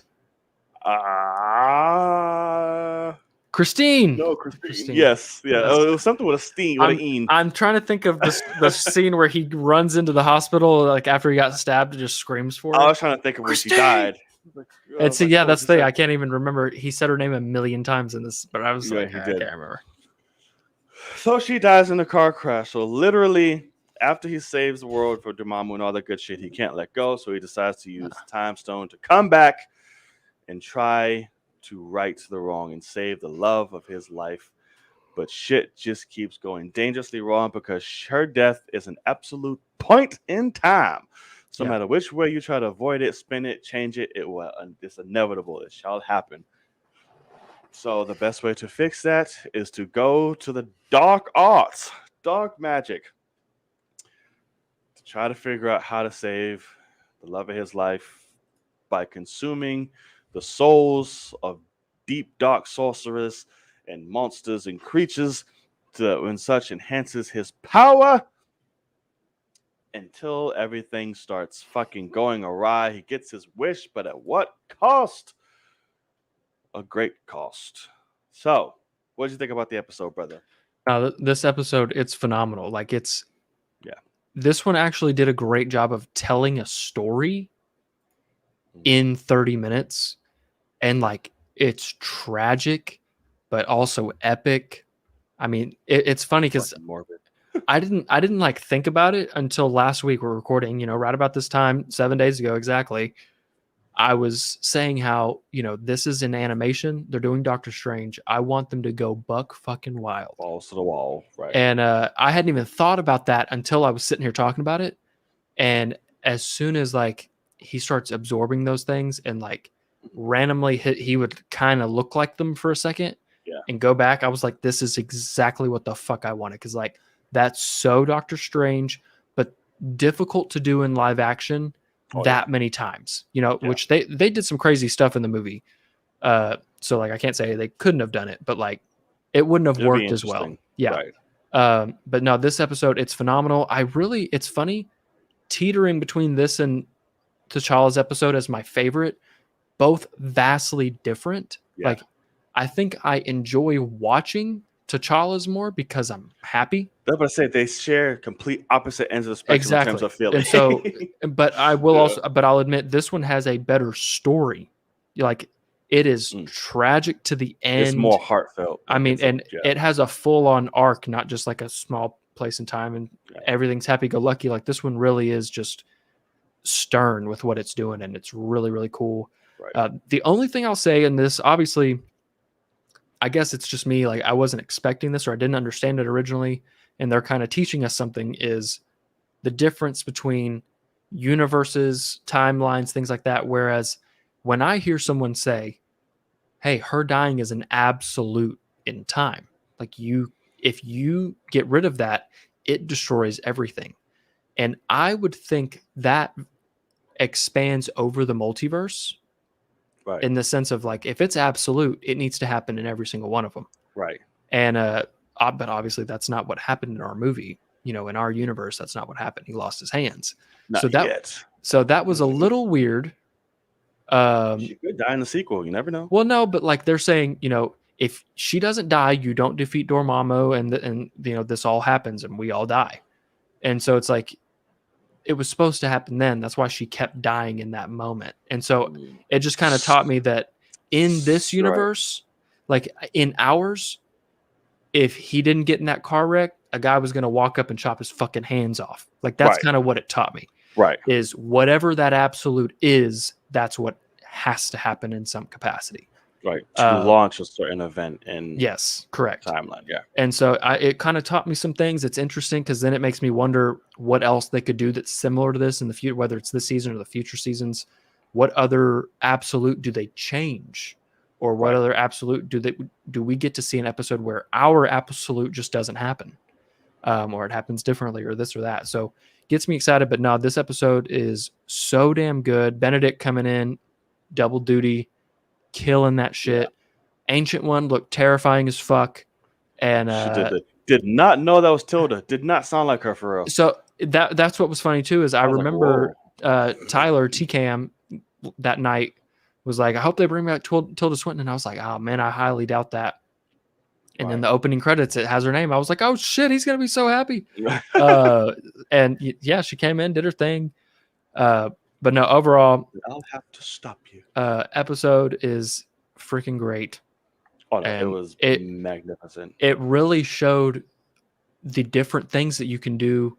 Whereas like, because it's animation. So episode 2 happens with T'Challa and I'm like, holy shit, it's beautiful. It's so fun. I'm happy, all this kind of stuff. And now it's like, hey, just because it's anime doesn't mean it needs to be happy. Right. So like, we killed all the Avengers last week. It's like, you thought that was rough? Well, we're getting darker each episode. And I mean, yeah, now we're about to get zombies. Like, what the hell? So you better not disappoint me with this shit, because you've been going dark as shit these last two, and you better just keep going. And that's the thing too. I have no I don't know. I've only seen the posters that they've released, and then the trailers that we got that are just shots. But I don't know what could be the cause of this in terms of zombies. But I forget the comic run and why it happened. But I'm freaking in. Like I'm so in. Like, it's so funny because What If is not getting the traction. Like, I don't know if you saw some people post online, but like in terms of views on YouTube, I'm getting dog shit when it comes to this. I'm in. I'm seeing that. Yeah. Like I am so obsessed with this shit. So I'm surprised other people aren't. But I guess it's like, oh, it's non-canon kind of thing, and that sucks. Cartoon, yada yada yada. But shit, man, it is it's crazy, and like. Yeah. Getting to like, I still don't have my 4K monitor yet, and I'm dying for when I do. But like, my second viewing, watching it on the big 4K TV, man, it looks good. Oh, like, sure. And I love that he had the interaction with the Watcher. I was like, oh shit. Yeah. All of a sudden, he's like, hey. And I was like, oh fuck, here we go. Hey, you can stop this shit. And he's like, why? Like, you helped Christine. I was like, I'm sorry. Yeah. It's fucking mean, man. It was like, listen, homie, I'd love to fuck you up, but you need to take this. But it was the first, like, there was a shot earlier in the episode where the Watcher's just kind of talking but moving his mouth, and that's the first time you see that. Yeah. And I was like, whoa, like, okay, like he's actually moving his mouth, like he's a real thing, right? And then like later on, like he comes in, he full color, full blown, right? Like chilling. And he came to spit facts in his dip. Oh my god, yeah. He's like, even if I could, I don't know if I would or whatever. Like he was savage. If I could, even if I wanted to. Yeah, you have all people know messing with timelines and events, all type of shit. He just faded out. I just love how he basically was like, this is one of an infinite number. I don't give a fuck about your reality. He's like, bye. It's crazy. Like, because Doctor that's Strange. What he said too. It was like, it's not enough to affect all the others. He probably wouldn't listen anyway. And he's sitting there like, that Doctor Strange is like, you're killing, like, everyone's dying. And he's like, your fault. Right. Like, he's like, shouldn't have done that. It's like all this gem crystal shit you surround yourself, take the time to look at the motherfucker, reflect it back at it, because it's you. I'm out. Yeah, exactly. I got shit to handle. But that's what sucked. Like, that ended on such a, and I love how they ended it. Like, it was so heartbreaking. Mean, and it just man. cut the the whole universe is gone. It's literally just you sitting in darkness, and you just watch your love life die. Like, you die again. And her last words was, "What the fuck did you do, bruh?" Yeah. And he's like, no. I mean, I was like, because wow, that's sad. that They was the just thing end. too that was like super tragic was he finally brings her back and gets him, and we don't know that he actually looks like a fucking monster. So she looks at him and is like, whoa, what the like, what's going on? But And it's not like, even that. It's like, homie, what do you think was going to happen? You brought her back yeah, into a world that is literally disintegrating. yeah. Like you're destroying. What do you think was going to happen when you got her back? I mean, also, how much time has gone by, and like it's Centuries, so apparently, yeah. yeah. So I mean, and then he goes back in time and fights. It's like it wasn't gonna be Right. good, man. Because then the ancient ones split up the Yeah, that's timelines, crazy too. strangers, and all type. I'm like, damn, bitch. It's like, all right. Didn't expect OG Strange to get his ass whooped and then sucked up. But yeah. So I was like, wow, okay. He got his ass whooped and now he's him. So Shout out to Benedict for yeah, that killed voice it. work for Killed fucking it. Evil Strange. Love it. Yeah. This is an interesting question. I'd like to know what you think here from Kenya. Do you like the fact that What If is recycling characters, or should they use it as a platform to bring in other small characters? I definitely have an answer to this, but I want to know yours. Right now, recycle the shit out of it. That's the only way you're going to bring people into it. That's exactly. Yeah. And then now This the is- success off this, do that the next season. Right. Whatever you want. I mean, at the end of the day, this is a what if of the MCU. Right. It does not make sense to debut like immediately. What if Squirrel Girl became a fucking yeah? I can't remember Obang from this episode. That is Cagliostro. Omani. And but that's Cagliostro. And was that confirmed or just implied? That's it's confirmed. So that's straight from the comics apparently. And I did not know that until afterwards because I had people in my comments on Patreon going, "Holy shit, that is Cagliostro!" Because as soon as he walks up, I was like, "Well, that is like you're looking for Cagliostro." I was like, "That's him." That's what I he's naturally like, thought. Yeah. Yeah. And then he's like, "My name's Obang," and I'm like, "Oh, okay, never mind, it's not him." And they're like, "No, that is him. He's just like that wise and whatever." I immediately was like, "I want him in live action." I know we'll never get him in live action because he debuted here. Right. Is basically it. So I look at it as have Beta Ray Bill be in Thor, or save him for live action. Right. You know what I mean? Save that motherfucker. So that's the question. If they have no plans to ever use him, sure. But I think that you would be upset if Beta Ray Bill showed up for 13 minutes of a 30-minute episode. Right. You know what I mean? If you're I don't give a fuck about Beta Ray Bill. I've never seen anything about him. I just know what he looks like. I don't care about him at all. So I'd enjoy it. But I think a lot of people would look at that. A lot of hardcore fans. Yeah, a lot of people would go, "Oh, all he deserves is fucking what if episode." It's like he's not even the main part of it, and like whatever. So it's like I could see that. So no, I think it's a what if of the MCU. What we've seen already, use that to the nth degree because it's already working so well. Right. Now do different things in live action. Give us new characters to do this on. You know what I mean? Season 2 will most definitely have a Shang-Chi episode. And I can't fucking wait to see what they decide to change. Because it could be crazy. But I digress. Yes, it could. But yeah, so amazing episode. Tonight we have zombies. Rachel McAdams did a good job too. Good for her. Yeah, I'm glad they brought her back. Right, because at first, the first line of dialogue she said, I was like, okay, it sounds like her. But then the rest, I was like, wait, is that her? Because I also don't look at the name shit when they pop up. Like, oh, you don't? I'm thinking about skipping it. I'm thinking about skipping it from now on. I just want to know, but okay, who is it? Who's in this episode? Because I know I did people that I know Chadwick's in this one tonight. So is he? Okay. Yeah. Sweet. Well, spoiler. Shit, motherfucker. Sorry. Had no idea. Sorry. I thought you knew because I thought that was one of the things she was like, "Oh, do you know?" Oh, never mind. When you asked me about the posters or information stuff, so okay, never mind. My bad. Oh, oops. It's all good. So yeah. So great episode. Can't wait. Do we know how many officially in this season? 9 episodes? Oh, it's 9. Yeah. Damn it, so fucking short. Okay. I know it was supposed to be 10, but they had to push 1.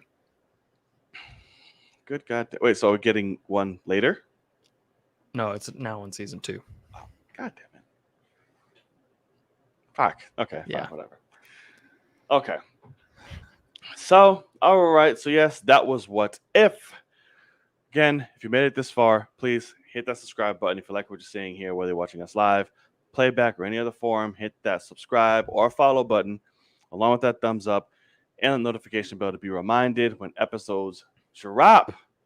Okay. Now for the main event. The main event. The main headline of the night. One I am so goddamn excited to talk about. And a little movie premiered this weekend. Didn't do too well at the box office. It was very small. Terrible. It was horrible. Actually broke no records at all and just fucked up any and all chances for representation in film. It's just horrible. And that was Shang-Chi, who debuted to a massive ass record breaking Labor Day weekend with 94 million, the biggest ever so far. Dear God, this movie is a fucking delight, bro. Like, I can't even. God, like, it makes me so. I was so happy in that movie theater. Yeah. Watching that, it was so fun. The action is fucking ridiculous. I in told terms you of the fighting, the way, the because, direction is so goddamn good with the fighting scenes. Oh my God. It's like the camera is literally somebody's foot, or it's like in the fucking Yeah. action. The way that shit moves and zooms. Well, and even just like immediately in the bus scene, sorry to cut you off, but like No. they immediately get you with like, oh shit, the direction's crazy. Yeah. Because in the bus, they're going after the pendant. Mhm. And, he does the slow motion punch, and you're like, okay, that's the initial first time we see action. Great. And then they come grab him, and he starts doing this.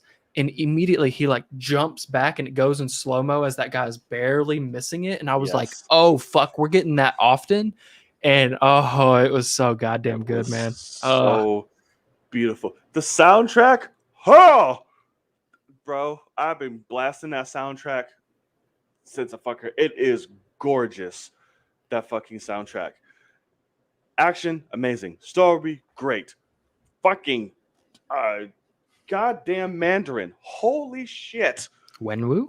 Wenwu. So goddamn good. Like, got you, brother. You're top tier for me. He's like, really good. Written so well. You understood his motivation clearly. You sympathized with him. You felt it. You understood it. It's like, damn, bro, I got you, but you're so. It's not her. So good. I know you had issues with the third act. I fucking loved the third act. But see, I'm all about that whimsical shit. You're in a land of creatures and whimsical. I was like, holy, I am for all part of the stuff I don't like. This. It was amazing. Simu, I fucking love that man. Yeah, so goddamn good. Fucking love that man. Yeah. Aquafina did not annoy me. Isn't that nice? She was great. I'm like, holy hell, Aqua. The sister, badass. Yeah, first role. She pulled a fucking Ray. Yeah, like she's great. Holy hell. Shit. What the fuck? I guess we can break it down and go. But I will say one thing that I tweeted about this.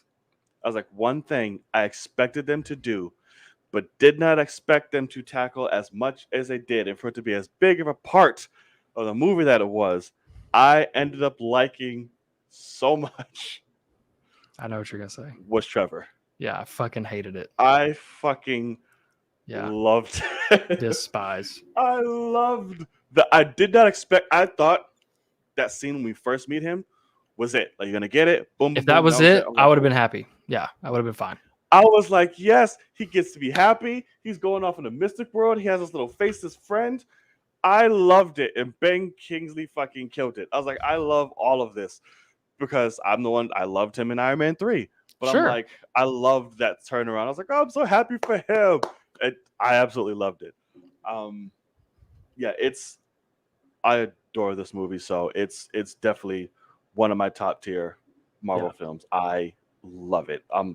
Go. Let's talk. What do you? Yes. Yeah. I mean, no. I'm so getting antsy. The second time I saw it, I actually liked it a lot more than the first time I saw it. I'm dying to see it again, dude. I still have issues with it that frustrate me. One being Trevor, like, and it's a thing that one reason why I enjoyed it more the second time is because the first time I saw it. I still have the poster right here. The fan IMAX screening that was 2.5 weeks early.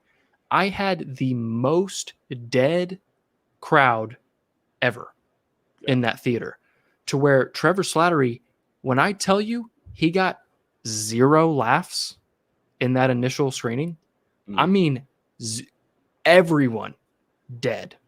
I mean, for every single one of his lines. And so it was absolutely like, I was like, God damn, man, like everything falls flat, because it obviously didn't work for me that much, but like everything falls flat.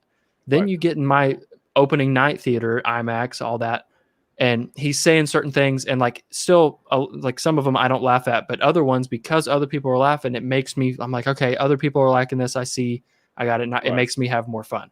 But what I despise about this, and he's a big part of it, is how convenient everything gets when that third act needs to start trying to kick off. They need to get to it. Trevor is so convenient in the sense of like, oh, we just got thrown in prison. Here's this prisoner. Oh, great. What's up? Oh, he has a magical being that can get them there.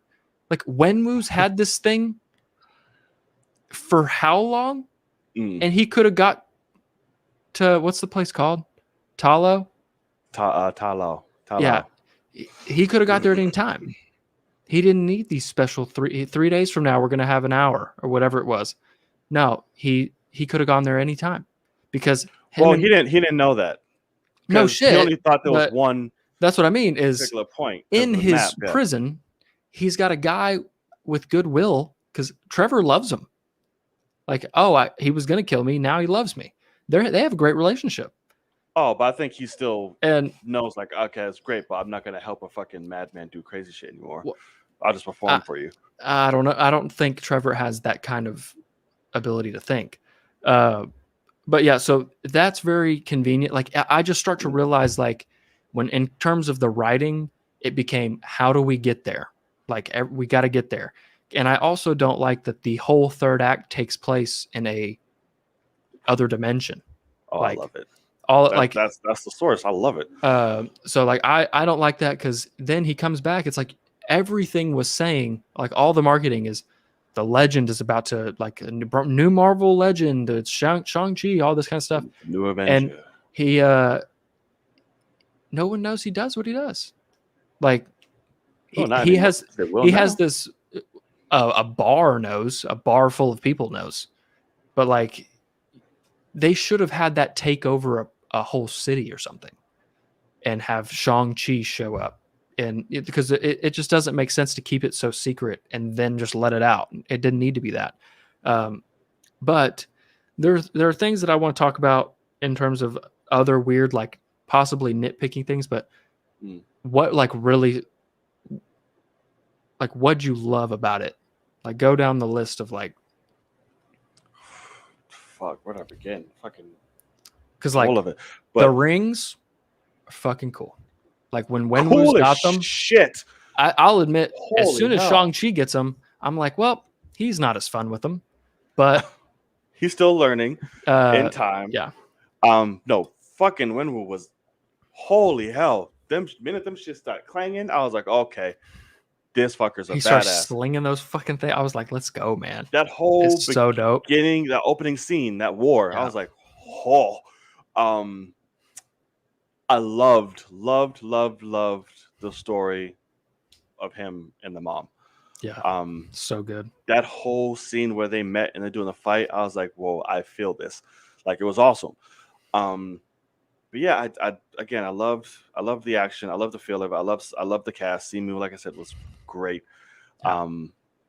I love the rings. I love the mysticism of it all. Yeah, I really, I'd have to see it again. Yeah. But like I said, I've been dying to see it again. Or just no business. Like, I want to get back. There's not a whole lot I didn't like about it, or hate, or anything like that. I was just like, I'm here for this ride, and I'm loving it. I'm trying to think. Uh, uh, Abomination was interesting. Fucking disappointment. I mean, come on. Yeah, I think it was cool that Juan was teaching him some shit and all that. That they're cool, but I was like, okay, 45 seconds. I mean, yeah, maybe he's on yeah. screen 45 seconds. I liked the end credit scenes. I did. So But it seemed like they were doggy ass, so you okay, just no, didn't like them so as much. well, the second one is absolutely dog shit. You can go ahead and get up, but and walk out of the theater for that second one.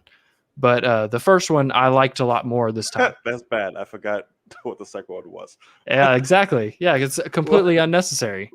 What was the second one? With the sister is now leading the 10 rings. Oh, yeah. The 10 rings will return type shit. Why? Like, Yeah, is she all of a sudden a bad person? Like, what do you mean? Yeah, I didn't get where that was going with that. Yeah. They made it seem very ominous, like, oh, so what does that mean now? Yeah. I know she's running the compound, but they made it seem like, okay, all Like right. that, I'll tell you right now, that's one that both theaters, because you always have those people that like, oh, the first one hits, people get up, and even before the first one hits, people are trying to get up. Right. But like, I for both screenings, I heard someone say that second one ended, and they're like, well, we should have got a beat on this traffic. like that was terrible. That's unnecessary. But the first credit scene, I like. No, so the first one, I didn't understand what they were saying, and it was kind of funny actually because I watched it. Me either. I think that's on purpose. And so it was funny because I don't think this is the case, but it is possible that it happens, and they're like talking about the rings, and it's got this beacon now that you're using it and whatever, and who's it calling is really the question. And it ended, and so now I'm sitting there waiting. I've got my boss next to me and fiance next to me over here, and I looked at her and I was like, well, what do you think? Who are they calling? Because I have no idea. I'm like, this is just kind of dumb. I wish they explained that more. And she's like, oh, it's something to do with the Eternals.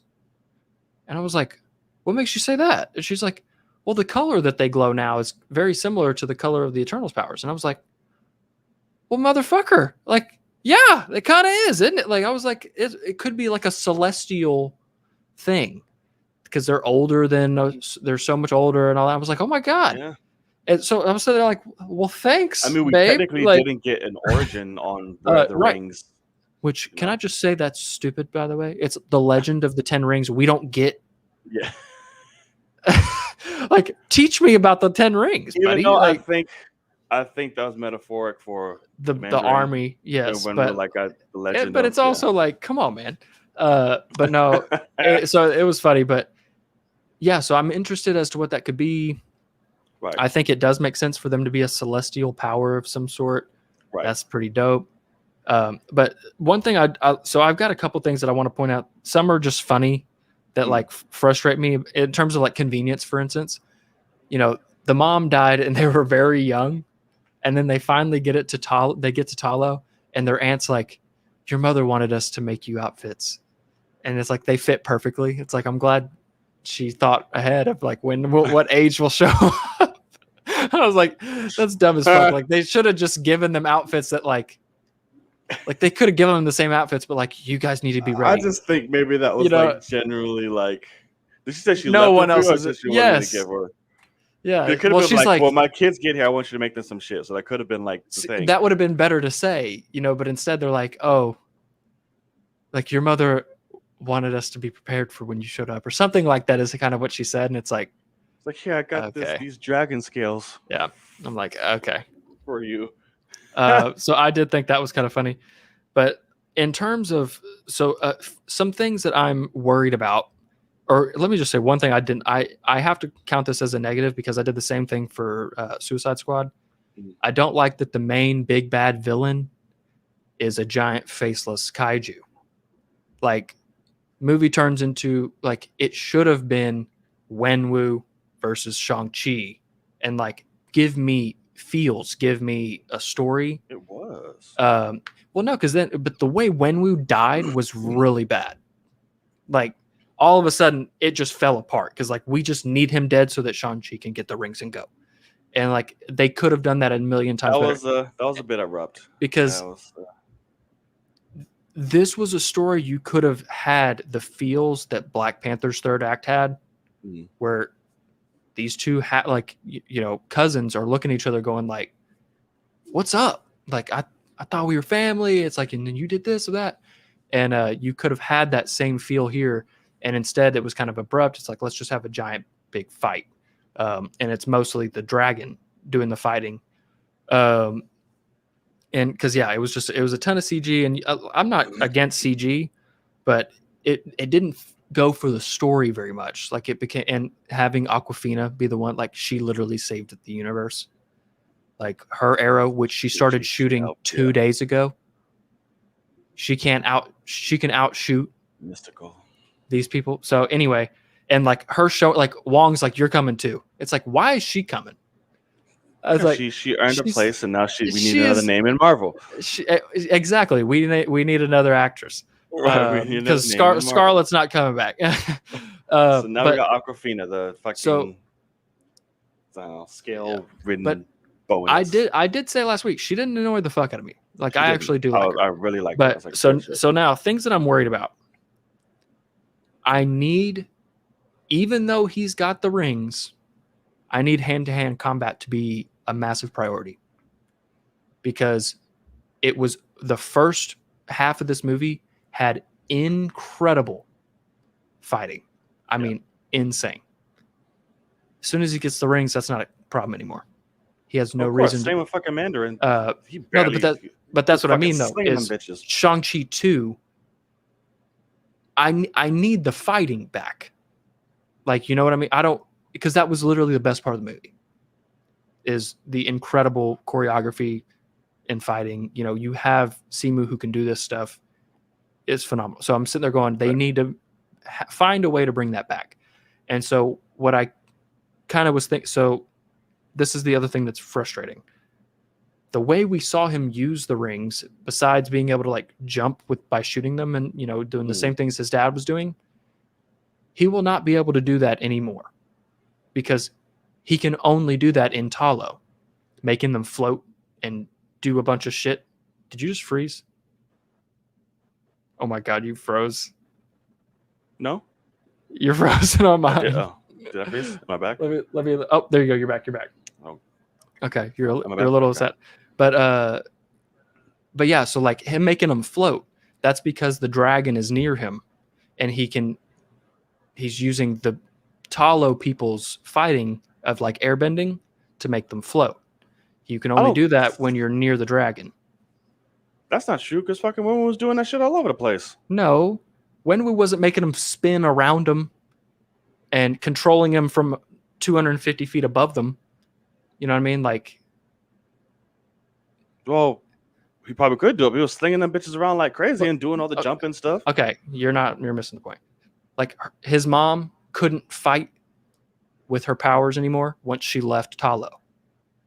Right, I get that. So but saying even Wenwu was still using the rings like that outside of Talo, though. No, he wasn't having them float around him and shit. He was using them as extensions of himself, but he couldn't, have them float, and he couldn't make a ball out of the energy and shit like that. That's mixing. Okay. So like, Shang-Chi should only be able to use them exactly how Wenwu was using them. If that's the case, great, because it's dope, and I actually prefer it much more than having them float around like he just finished a level in Sonic. But I really hope that they somehow figure out a way to bring back hand-to-hand fighting. And so what it comes down to, what my immediate thought was I almost think they need to somehow figure out a way to get rid of the rings, but allow him to absorb their power in a way. Because what I want is for them to... Don't take it away. No, because what I want is for them to do what Shang-Chi is known for in the comics and give him a power. And that power is duplication.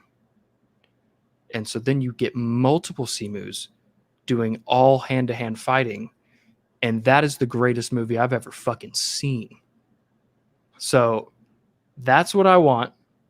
Have him absorb this celestial power, and now he can duplicate himself. And we can get some of the most crazy action scenes in the history of anything. I don't think they're going to, just because he's going to be an Avenger. He has to fucking. You're going to be taking on world against Scarlet, celestial type Black beings and Widow. shit. Yeah, and she's fucking dead. So yeah, we'll She have yeah, anybody to figure it out. she sacrificed herself, but okay. Yes, she did. But for somebody as powerful as that in the rings are, you need those to fight fucking ginormous. But that's fucking what I'm saying though, is terrorists, if he absorbed the power, I don't want him to lose them completely. I want him to like have the, I want You him just to want him to run take up the to power. fucking Galactus and just punch him in the face. No, I want him to Or run some up. other whatever.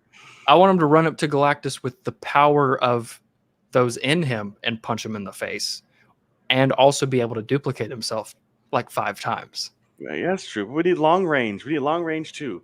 Like maybe I don't know. My God, Like you're I don't just feel like I don't feel like. Yeah. How long you Because the thinking, rings man? are cool as shit, man. The ring. But that's what I mean though. Is can you imagine we get 2.5 movies of the rings, and then something happens, and he somehow absorbs it, and you completely reinvent the character. All of a sudden, he thinks he's normal, and it's a flip on, like you had Peter Quill, who was part celestial, and all of a sudden he's like, oh, I can have all these powers. It's like, well, Simu's is a little different, and he can fucking duplicate himself and do. I was like, please, man. As soon as I thought that, I was like, I want that so bad, and because I love the rings, but also like the way his dad was using them is how I love them. I don't love them the way that Simu was using them at the end, and I don't know if Simu can use them as angrily unless he's fighting like aliens and starts slinging them around, killing them. You can't do that to people. You know what I mean? Like they can murder you. And so I don't think Simu wants to kill anymore. They had Black Widow go toe to toe with an alien elite general in Infinity War. That's a very good point. So she's not alone. But yeah, so True, that was that's just kind of my Galactus either, or some major fucking. Sorry, but the rings have nothing on fucking Galactus, by the way. I'm just trying to use a big ass fucking. I mean, come on. But I was trying to say some big ass worldly threat comes that you can't necessarily just get close Yeah. to hand shit. I'm like, I'm gonna snap you with these fucking rings and throw you across half the street. I get it. So that was kind of what my thoughts were, was like, he can't make them float or anything unless he's in Talo, because he has to be near the dragon. That's how they get the dragon energy or whatever. So I'm hoping that either they let him use them just like his dad was using them, and great. But I want hand-to-hand combat kind of shit, because it was so good. And I'm going to vastly miss that, because the bus fight, the side of the building fight, and that fight with the guy with the mask that was also a complete disappointment. But that fight was fantastic. Like the choreography in those 3 fights are the best the MCU's ever had. And I think they will. I need more. I think they'll let him keep the rings, but they'll do, because he can control when he's fucking doing whatever the fuck with him. Right. So I think he'll do like regular shit fighting people, and when it needs to be, he'll do like a little do or whatever the fuck to somebody. But I don't think he'll start slinging crazy on humans. But he's still fighting. Yeah, because the way that they, first of all, just one of Marvel's genius things of like, hey, the rings from the comics, they're too close to Infinity Stones. How can we change them? Well, we can actually bring Asian culture into it and have the weighted wrist bands that certain Asian cultures use to fight, to train, and then they take them off and they can move their hands a lot faster and hit harder. And it's like, oh, that's only the most incredible idea we've ever had, because it works in every facet. And so, yeah, the way that they had Wenwu fighting with them, where all of a sudden he'd punch and they would all go to one side and he'd just fuck you up. I was like, this is the shit, man. It's like, so cool. Oh my God. So when he's like, well, I took these off, they wouldn't have come here if I'd taken these off. And he's like, now we're going to go fucking kill them. And I was like, oh my God, here we go. And he just shows up. Are you going to help me, son? Yeah. Like, and he just shows up and takes out that whole play. Oh my God, it's so good. Fucks them up. So this movie, it is not a bad movie by any means. I never said that it was. I had things that didn't, the first time I had a lot of things that didn't work for me. This time they worked a lot more for me. I realized it's also like, it's meant for me to have fun. It's not meant to blow me away in the sense of like, let's make the MCU crazy. Like, I think Eternals will make the MCU crazy. Bruh, you know what I mean? That Eternals trailer on fucking IMAX. Goddamn, you're not kidding, man. That celestial shot. That's Celeste, bro. Just floor to ceiling celestial. I immediately text this man while the trailer was going because why can't we was told not to come and interfere by who? That bitch turned around and that bro, so good, from man. top to bottom, I was like, yeah. Oh god damn, man. Oh my and god. So what's interesting, I'm guessing you saw the same trailer where it kept switching aspect ratios from IMAX to not. I didn't pay attention. I was just so fucking like. But it's interesting because the teaser, all IMAX, the whole teaser. So I'm hoping that maybe they just didn't have the IMAX shots ready, and that's why they're bumping. I hope that whole movie's in IMAX, like Shang-Chi is. Shang-Chi, the whole thing's in IMAX. Yeah. I don't see any reason as to why every Marvel movie for the rest of time is not 100% completely shot in IMAX. Right. Forever. Right. And make it to where if I want the IMAX, I got to buy it physically on the disc. Make it that way.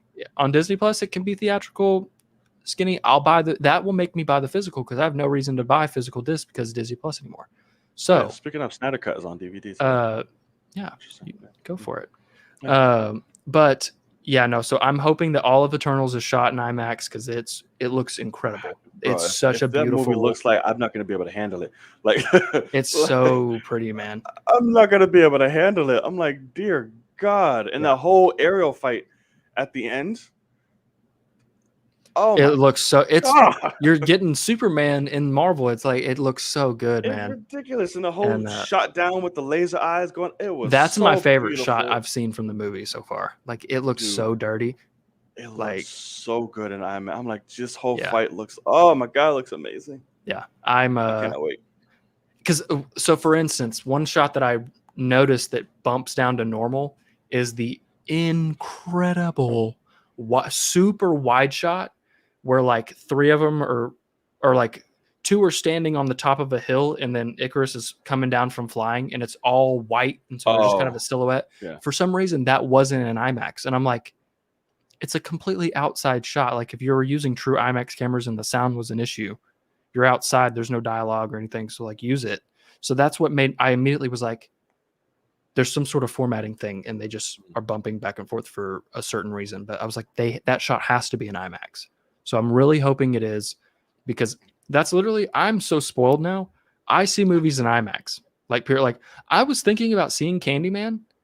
It wasn't playing in IMAX. And I was like, I wanted to say that when I saw Free Guy, it was in a regular type theater or like a Dolby. It's Dolby, Dolby.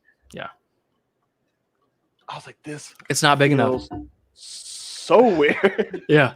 I was like, I don't like it. Like, I need my screen, man. Which it felt so weird. I want to say even worse for Candyman. I was like, whoa. Yeah. Like Green Knight. That's what I was talking about. I saw Green Knight in one of the shittiest rooms that my theater has. That movie deserved IMAX just for the cinematography alone. Like it's beautiful. So I need it in IMAX. That's how I see it. But that's what I was gonna say. I think because you go to Lincoln Square or whatever. That's right. Yeah. And I think that's like true IMAX. Like it's a 6-story screen, whatever. Pure IMAX. Yeah, it's the only one in the city. Yeah, I've never been to, I think, one of those, like a true one. Oh, I'm so sorry. And but it's weird because you have to come up to New York, man. If I come to New York, I'm going to see a movie there. Oh, yes. Oh my God. I got to have a movie there to play. I mean, it needs to be at a good time. But but no, for real, like Eternals, when that trailer trailer. come out? Yeah. Oh, that's what so that's the thing too, is Dune was only shot in digital IMAX, so it apparently will not fill the whole screen. Like if you have one of the big ones like that, so that's a little frustrating. But yeah, that hurts. You know, well, bring your ass over in November, bruh. I mean, We'll see some Eternals. It was good. Did the Spider-Man trailer play for you? It did not. Me either. It did not. But it played for no, it did not play for my cousin. But I saw other people say it. It's for sure not Charlie Cox. That's for sure. Like we've already known, but you don't know that. But he officially came out. No, like, in the IMAX trailer of Spider-Man played in front of people, and in the expanded ratio, you can see those forearms. You can see it's the cop's face, right. like his face is in it. So it's like everybody can shut the fuck up. We all knew it, but like Trey and Tasha said they saw this in their theaters, didn't they? Oh yeah, that's right. Yeah. So I'm kind of pissed that I didn't get to see that because I wanted to see that bitch. That would be nah, I don't care. I wanted to see the crowd before a Marvel movie, because also, hello, that's why they released it, was to play before Shang-Chi opening fucking night. And it felt good to get those claps when the Marvel shit started coming up. See, I don't have people do that. I don't have anybody do that. Your place sucks. But I think they just kind of respect it more. They're like, oh, let's go. But there's respect, cheering the fuck out of it when the music starts playing. Be like, we're not fucking worthy. Oh my god! Like, but no, what I can honestly say, this movie, Shang-Chi, it's a good movie. It's a really good movie. Like, I really enjoy it, and I think it's more meant to have fun. Like, Simu works full on. I'm in on Simu. There are other things in the movie that like the writing struggled with for me, but direction's great. Action, obviously, killer. And at the end of the day, what this movie really was supposed to do was to make Shang-Chi a likable character that we will want to see again. Without a doubt, it did that. So yes, we know you do, Kenny. You hate all things joyful, entertaining, and just good. Yes, we know. Jeez, happiness, fucking trash. Yeah, like, it's like it's for kids. God, give me nipples. Yeah. But yeah. So where does this rank amongst your MCU films? Oh God, I have no idea. Definitely, okay, awesome. It's probably not top 10 even. No, not even close. Oh, yeah, it is for me. What does it beat? I loved it.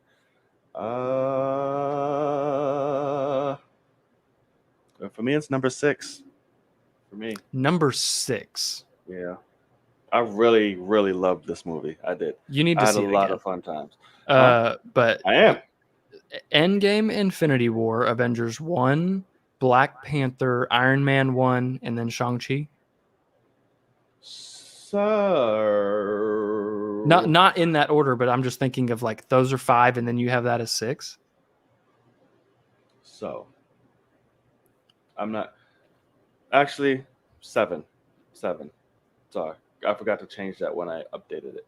So it's Endgame, Black Panther, Infinity War, Civil War, Iron Man, Avengers, Shang-Chi. So you're not a Winter Soldier guy. I am, but not like, oh my god. But I am a Winter Soldier guy. Okay. Winter Soldier is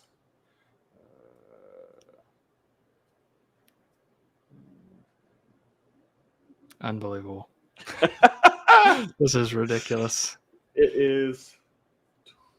I'll give it an 11. Unbelievable. Winter Soldier is number 3 for me. Possibly 2, but I think it's number 3. Number 3. Endgame, Infinity War, and Winter Soldier. It's the best solo movie ever. I'm thinking about it now, conversing, because what I have is like Endgame, Black Panther, Infinity. Well, after Shang-Chi is Falcon and Winter Soldier, Ragnarok. I'll put. Fuck. It's not that's. Yep, absolutely. Oh God. WandaVision, Iron Man 3, Cap. I have Black Widow. I had to rearrange. I didn't fix all of it. I just wanted to get Shang-Chi out, so I'm looking at it now. Where is Iron Man 1? Iron Man 1 was up top. That's literally number 5. Okay. God damn, I got so scared. Oh, God, So come on, us Iron so Man. What do you mean? I forget that you're not a Guardians of the Galaxy fan, but No, that's I'm so not. up there for me. I am not. Um, That loses rewatchability for me every time I put it on. God, no. But that's really funny. I'm trying to think of what my like in terms of what's ahead of this. It might be top 10. It might get 10. I don't know. Let me see. So obviously, Endgame, Infinity War, Winter Soldier, Avengers, Civil War, Guardians. Um, trying to think. Iron Man 1, obviously. I start blanking because there's so goddamn many of these. So That's why here, like I'm ranking gonna these. I'm gonna give you the whole thing right now. Okay, go And for it's it. helping do it. So again, Endgame, Black Panther, Infinity War, Civil War, Iron Man, uh, Avengers, Black Panther. Shang-Chi, uh, Falcon Winter Soldier, Thor Ragnarok, WandaVision, Winter Soldier, uh, Black Widow, Iron Man 3, Homecoming. I liked Far From Home, Oh God, Loki, yeah. Loki, Ultron, Ant-Man, Strange, Wasp, Guardians, First Avenger, Hulk, Thor, First Avenger. Volume 2, Iron Man 2, Captain Marvel, Thor 2. Okay, so both Spider-Man. If you're putting like, I can't believe Loki's that far on you. What was the last like 5 of yours? Last Oh, First 5? Avenger. So First Avengers definitely that's way up there for me. That wasn't First, last 5. Last 5 was yeah, Thor, that's right. Volume, But Guardians 2, Iron Man 2, Marvel, and Thor 2. yeah. And yeah, you have Black Widow so high. That's fucking insane. Yeah, I despise that. really liked Black Widow That because it that gave movie. me such Winter Soldier feel. So like that's why Oh they're like God, there no! for me. It's not Except a for the second place. quality, it's so And the much action. less. The action. It's I just love the so action in bad. that shit. That Black Widow might be in like my bottom 5. Like Oh God, it is heavens, right there with Captain Marvel and heavens no. Thor What? 2 and all that. Yeah, no, That's I blasphemous. really dislike that movie. That was one that like so Shang-Chi ended. I was like, I need to see that again. Black Widow, I was like, I will never watch that movie again. I won't. It's Oh, ridiculous. heavens. Yeah, no. But yeah, no, you're crazy to have that so high up because it's definitely not top 10. Oh yeah. Because I mean, I this is not last in order, but you've got Endgame, Infinity War, first Avengers movie for sure. Those are 3. So then you have Winter Soldier. You have all 3 caps. So that's now in top 6. 10. No, just in front of Shang-Chi. Oh, Then you have which First Avenger might make my top 10. I don't remember. But Black Panther, obviously, both Spider-Man movies. I'm trying to think. Iron Man, obviously. Yeah, no, there's no way. It's not even close. So. Oh yeah, no, that's crazy. If you want to start throwing like Loki is definitely in front of it. Yeah, I can't see that's my least of the TV shows. That's my favorite of the TV shows by far. It's funny because I think Falcon and Winter Soldier, although I loved what it did, I think that's my least favorite of the 3. Love that shit. Because the Flag Smashers are so terrible. That's the weakest thing about them. They're terrible. Yeah, fucking Carly. Jesus Christ. Yeah, that's funny. I don't like doing rankings because my love is flip flop so often, but I can definitely say it's not top 10. I mean, not even close. It is die for me. It's better than Ragnarok. Jesus Christ. I'm not even gonna get into it. Some people just don't understand greatness. It's fine. But that's gonna wrap it up for our main topics and headlines. If we still chop up shit about Shang-Chi if we find up at anything. Yeah. But it's a chance to hit up with y'all in the chat, what y'all got, what y'all said. We'll go back, see if there's anything we missed or cover. Now it's your chance. And we shall. Oh my God. He puts Incredible Hulk top 5. That's how much he loves Hulk. Oh my god! These are the things that make me I just don't listen to Kenya anymore. So Isn't it's that like he says crazy? these things and he just says takes. I'm just like, why are you? Go home, sir. That's the stuff that makes me think sometimes, Kenya. So when you say things, I'm just like, I just can't take you Why the seriously fuck anymore. do I people do cannot. this? Okay, But it's so Infinity War, Winter tickets Soldier. are not out yet, but For what? for Venom, Oh, but the showtimes are showing. yeah, Winter Soldier over Endgame. You should just go away. And for some stupid ass reason, the first showing for Thursday night Venom is at 4 p.m. That's weird for you guys. It's for all of Texas. It looks like at least do 5 o'clock.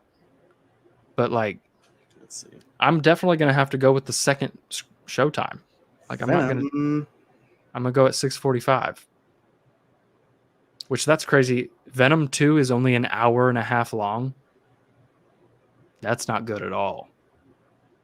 It's an hour and 30 minutes. That's including credits and everything. Oh yeah, our first show is 4 too. That's so dumb. That's interesting. Like normal people get off at 5. Right. Like make me rush to the theater at 5. Don't make me fucking miss out because I'm a grown man. Fucking stupid. Damn. Okay. When's your second showing in IMAX? 6:30. That's exactly an hour and a half after. How does that work? Oh, no, it's not. No, it's not. Yeah, that's right. There's an hour later. Okay. I was like, huh? Okay. And then 6:30, 9 o'clock, 11:30. That's crazy.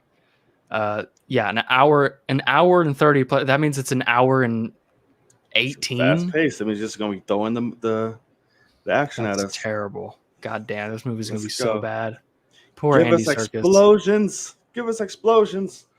And I want Andy Serkis to succeed, but Jesus Christ. It could. Listen, don't. Listen. Oh, you didn't. God damn it. You and your scary ass. I was going to say, did you see the trailer for Malignant?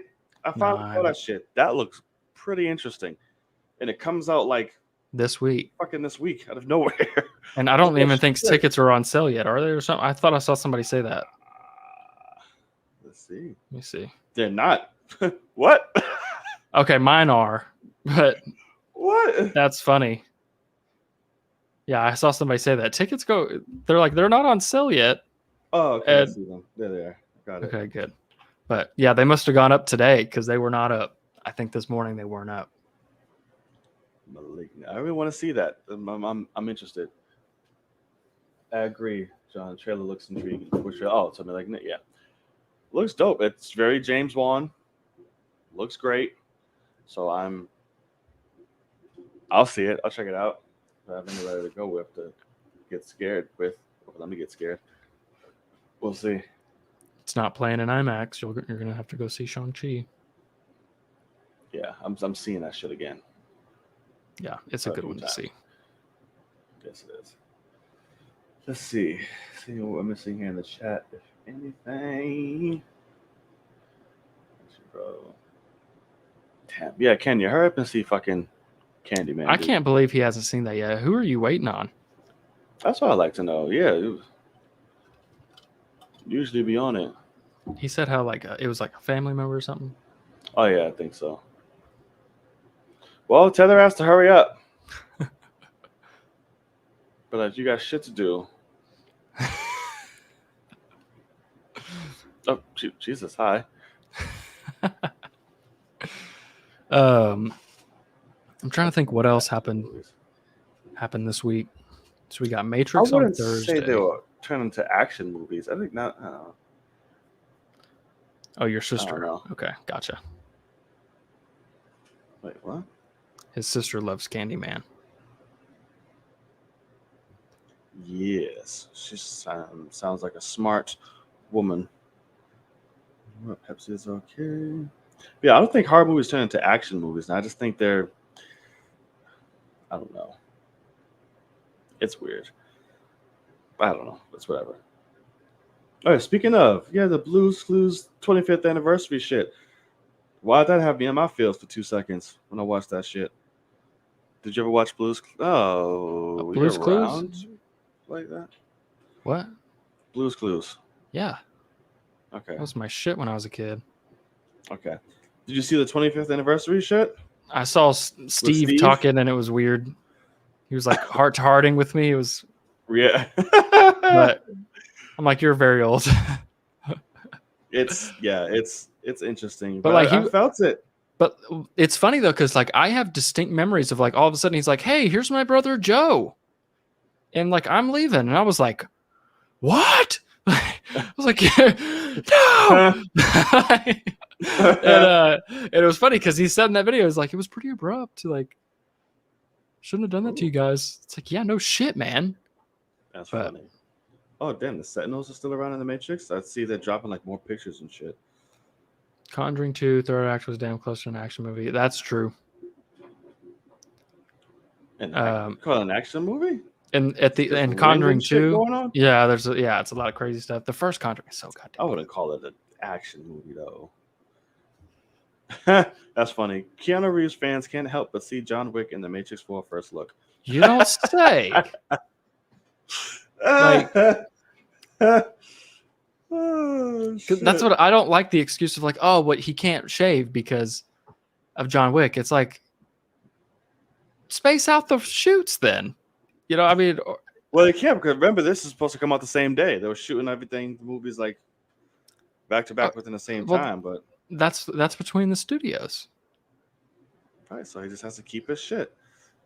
Listen, he's not the same Neo. Okay, He looks dirty. Like Neo's supposed to be like pitch perfect, like clean, and all of a sudden this isn't the Matrix. We're in the real world. I'm telling you, it's a Matrix real world simulation type shit. Okay, I'm telling you. I need to rewatch that. People are gonna hate my reaction on Thursday because I don't know shit about it. Like I have not seen the Matrix since I was like 7. Oh my god. So yeah, so you're probably not gonna have the. I'm not gonna have same shit attachment, and yeah.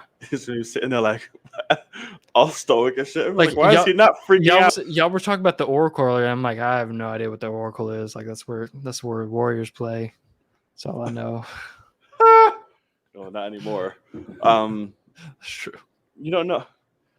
The Oracle is the fortune teller of the Matrix, like the teller of the Matrix. Like she was the foreseeing prophecy of telling everybody the path of road to the one. God damn. I don't at all. Like I really don't remember the movie very much. Like I'm realizing that now.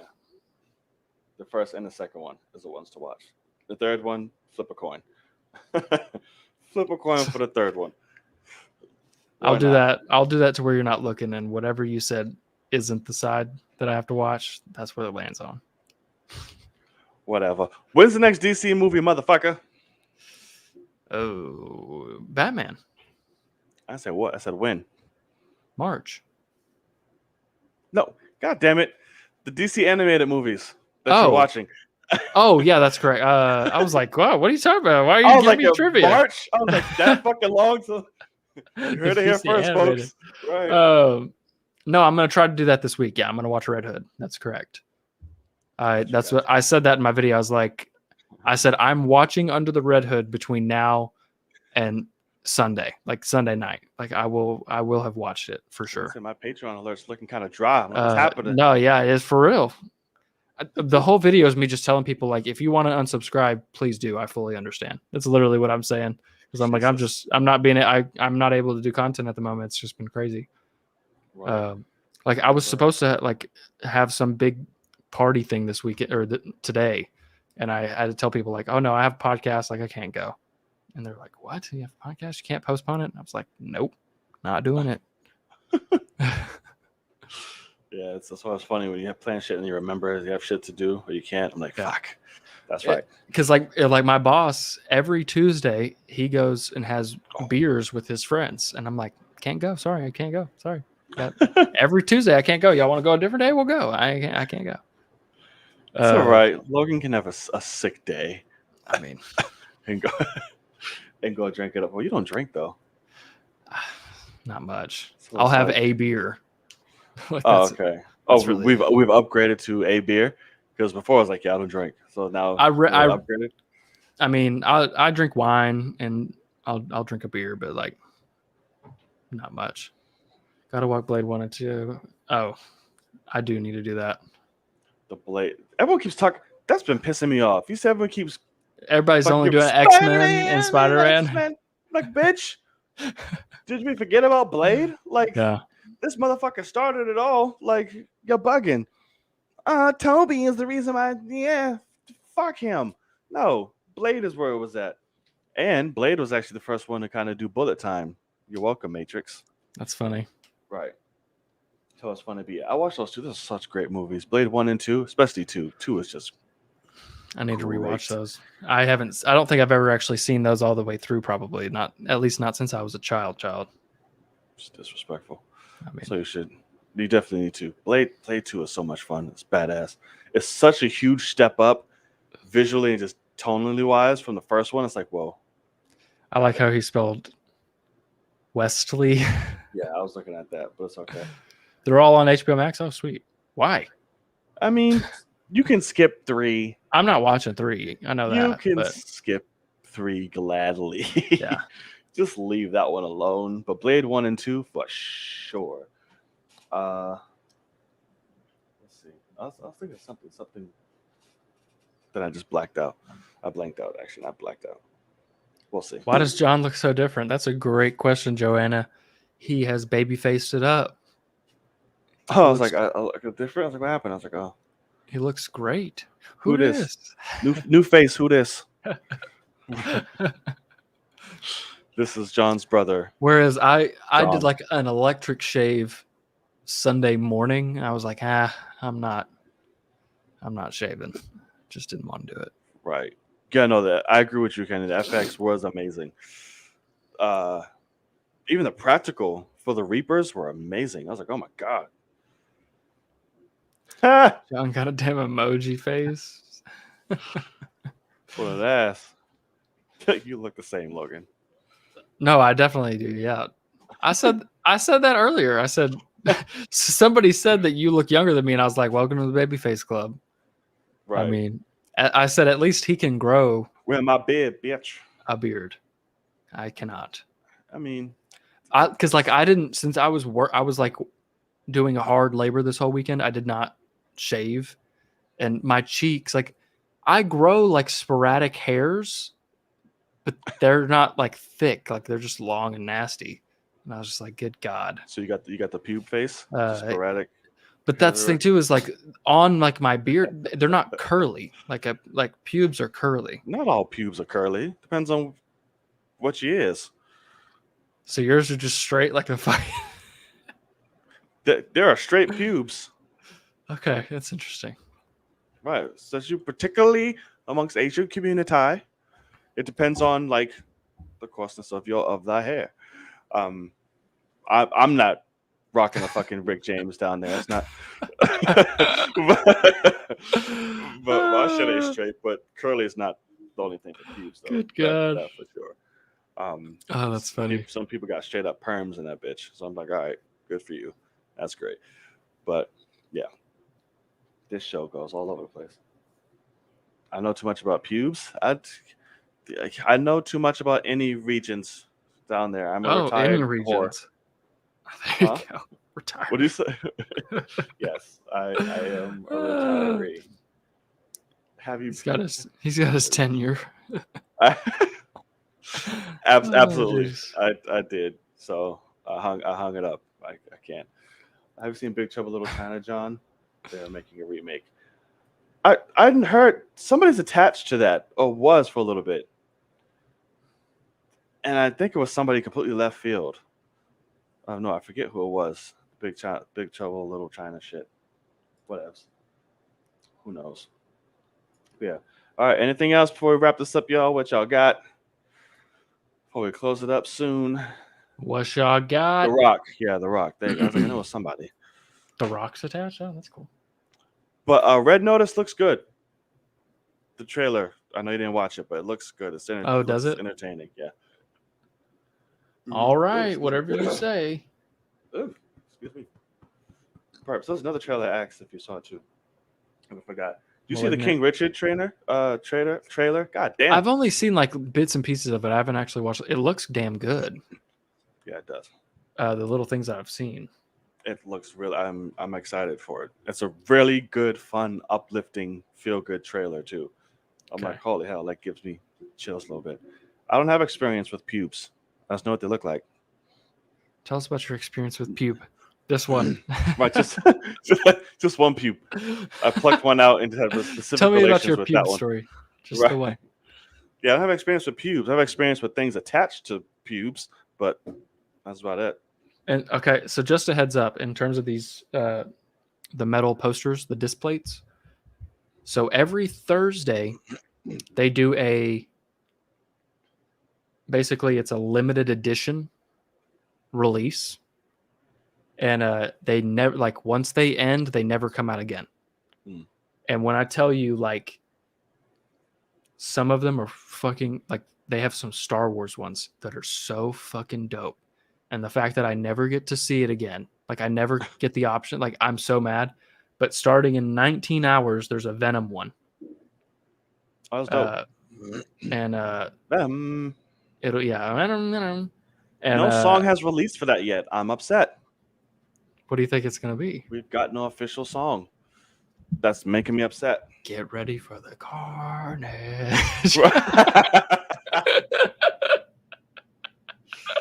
Oh man, Exactly. it's gonna Oh be my god, so why is that bad. not so? Pitch that to them right now. Get somebody on the phone. Who do you Eminem's got? already rapping real quick right now. Right. Isn't he attached to do another song? Oh, probably. Let's see. I don't know if I could Google have will tell swore me he that. was. Eminem Carnage. I have not seen the meme of if Venom had eyeballs. Sounds weird. Venom, and I'll try Kenya, but they're hard to tie down, especially JVS. You know, you got a whole fresh baby, so it's kind of hard to put him down.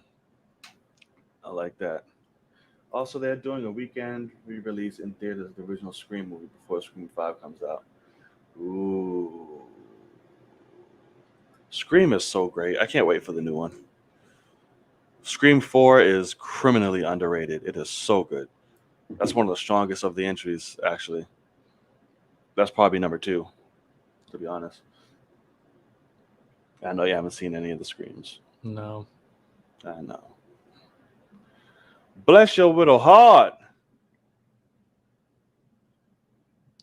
Does it say anything? I really want a Carnage song so bad. Right.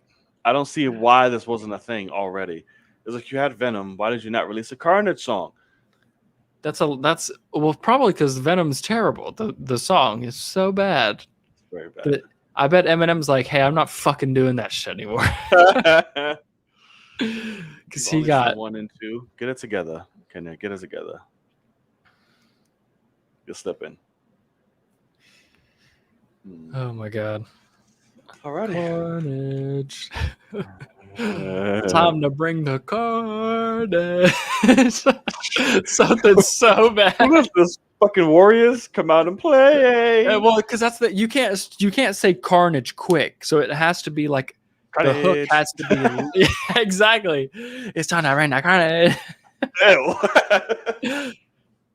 I don't like that. But you could, like, because obviously Eminem will rap quick, but like if you had the hook be, you know, like if he's like in a moment and it's like long. He's like something about like, I pull up and I see that guy and I said, let there be carnage. and then he's like, no, and you're like, okay, here we go. And you know, it will be a slow burn hook. Yeah, it'll be because like I just see like it will definitely be a Michael Bay and like black screen at the end of the movie type scenario where like it will hit, like it'll say let there be and then like it'll go black when it says carnage and like, you know, whatever. God. And the song will be dog shite, but it'll be really funny. We'll laugh about it for a long time. In all of its glory, just shitty. That's correct. He got to be gritty, unpredictable, and menacing. Yeah, I'm sure in a proper rated R format, but now that he's PG-13, I don't know what he'll be. So, that's so stupid.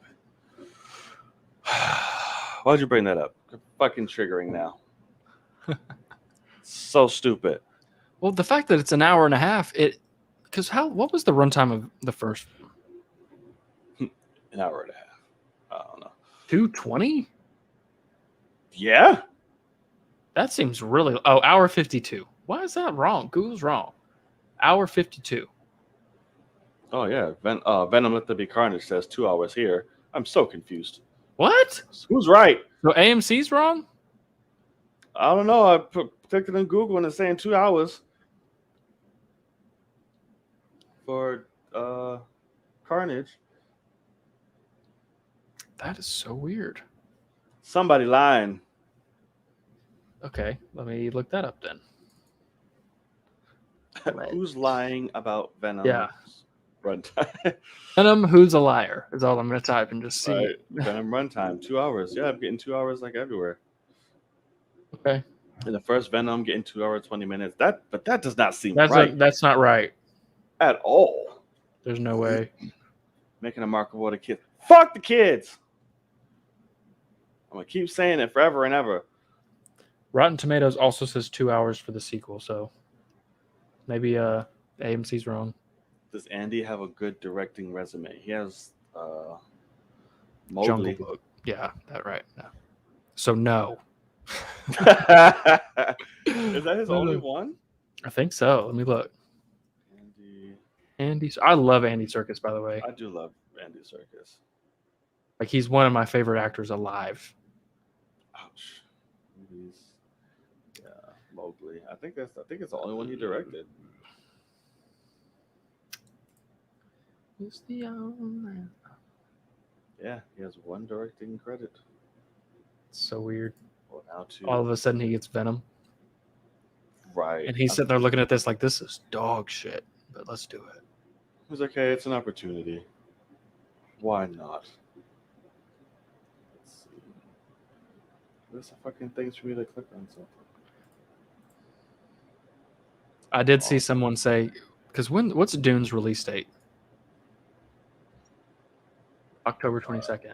So somebody was saying how when we're sitting in the theater watching Dune in IMAX and we get to see the trailer for the Batman on, like, because it will have just come out like 10 days prior. Oh, gotcha. And I was like, oh my God, the hype will be so fucking real.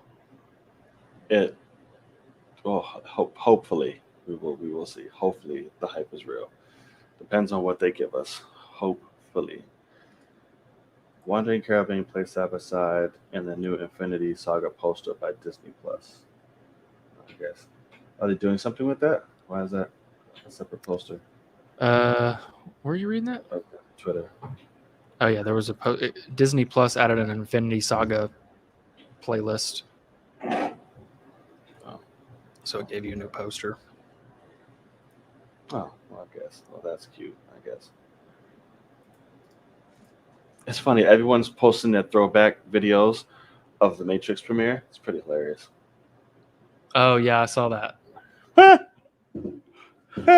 That's how it was for the Matrix 2 when I went. Logan, your hair is extra shiny today. Yeah. Your hair's shiny today, buddy. Well, my fucking barber, I almost always get a haircut every 2 weeks. And that shit is looking extra just luxurious, ain't it? Look at that shit. My barber's like, all of a sudden he surprised me. He's out of town for a whole week. I was like, God damn, man. Like, I need my fade. Like, this is god awful. But, I need my fade. I need my fade. I was like, you're taking a week off? And he's like, yeah, sorry. I was like, you should have gave me a heads up. I would have come in early.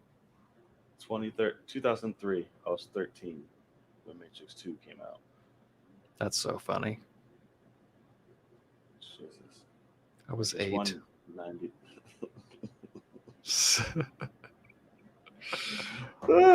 Wait, when was it?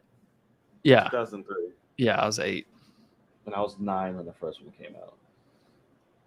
Oh God, that's funny.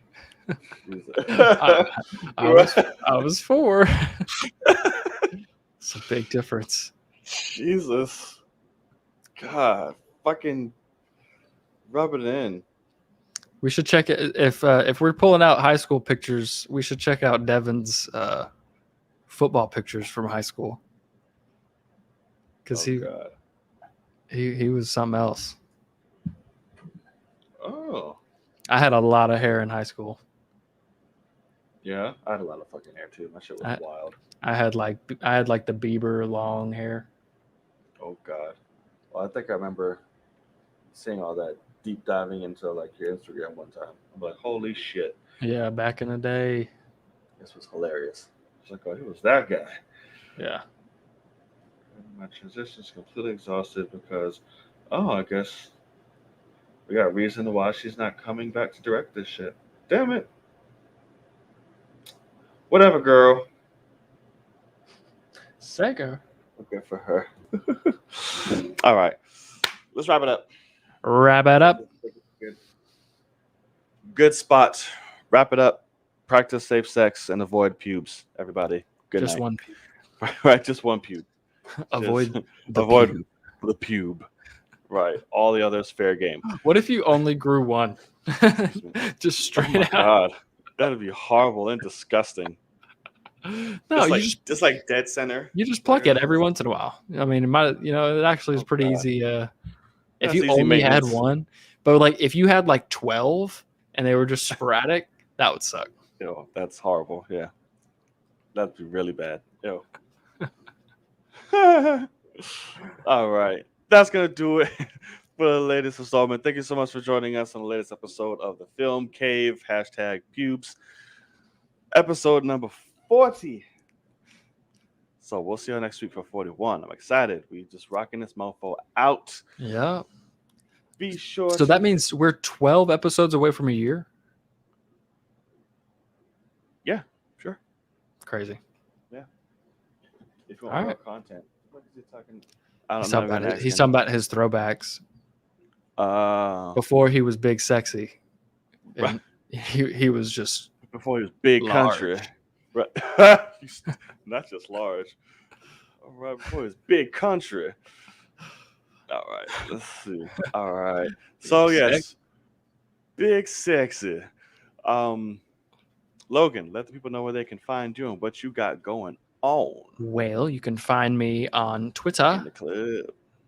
Right above me is my username. You can also find me over there, Logan Swish on YouTube, also Patreon, where you'll see my full reactions to What If coming out tomorrow and for the rest of time when it comes to those Disney Plus shows. Also, John's YouTube channel is in the description down below if you're watching on my stream, so definitely subscribe to him because he is the shite. Guy, thank you so much. And likewise, you can find Logan's channel in the description box below. If you're watching here on my channel, Good All Night Entertainment Network, you can find all my social media right under that mofo, right up top. All simple, easy to find. And like I said, be sure to find us right here again every week, every Tuesday, same time or change. We'll let you know. But be on the lookout. That's why I got to hit that notification bell to be reminded. All right. So, it's your boy Knight. And I'm Logan. And we'll see y'all in the cave. Peace. Later, guys. The Pube.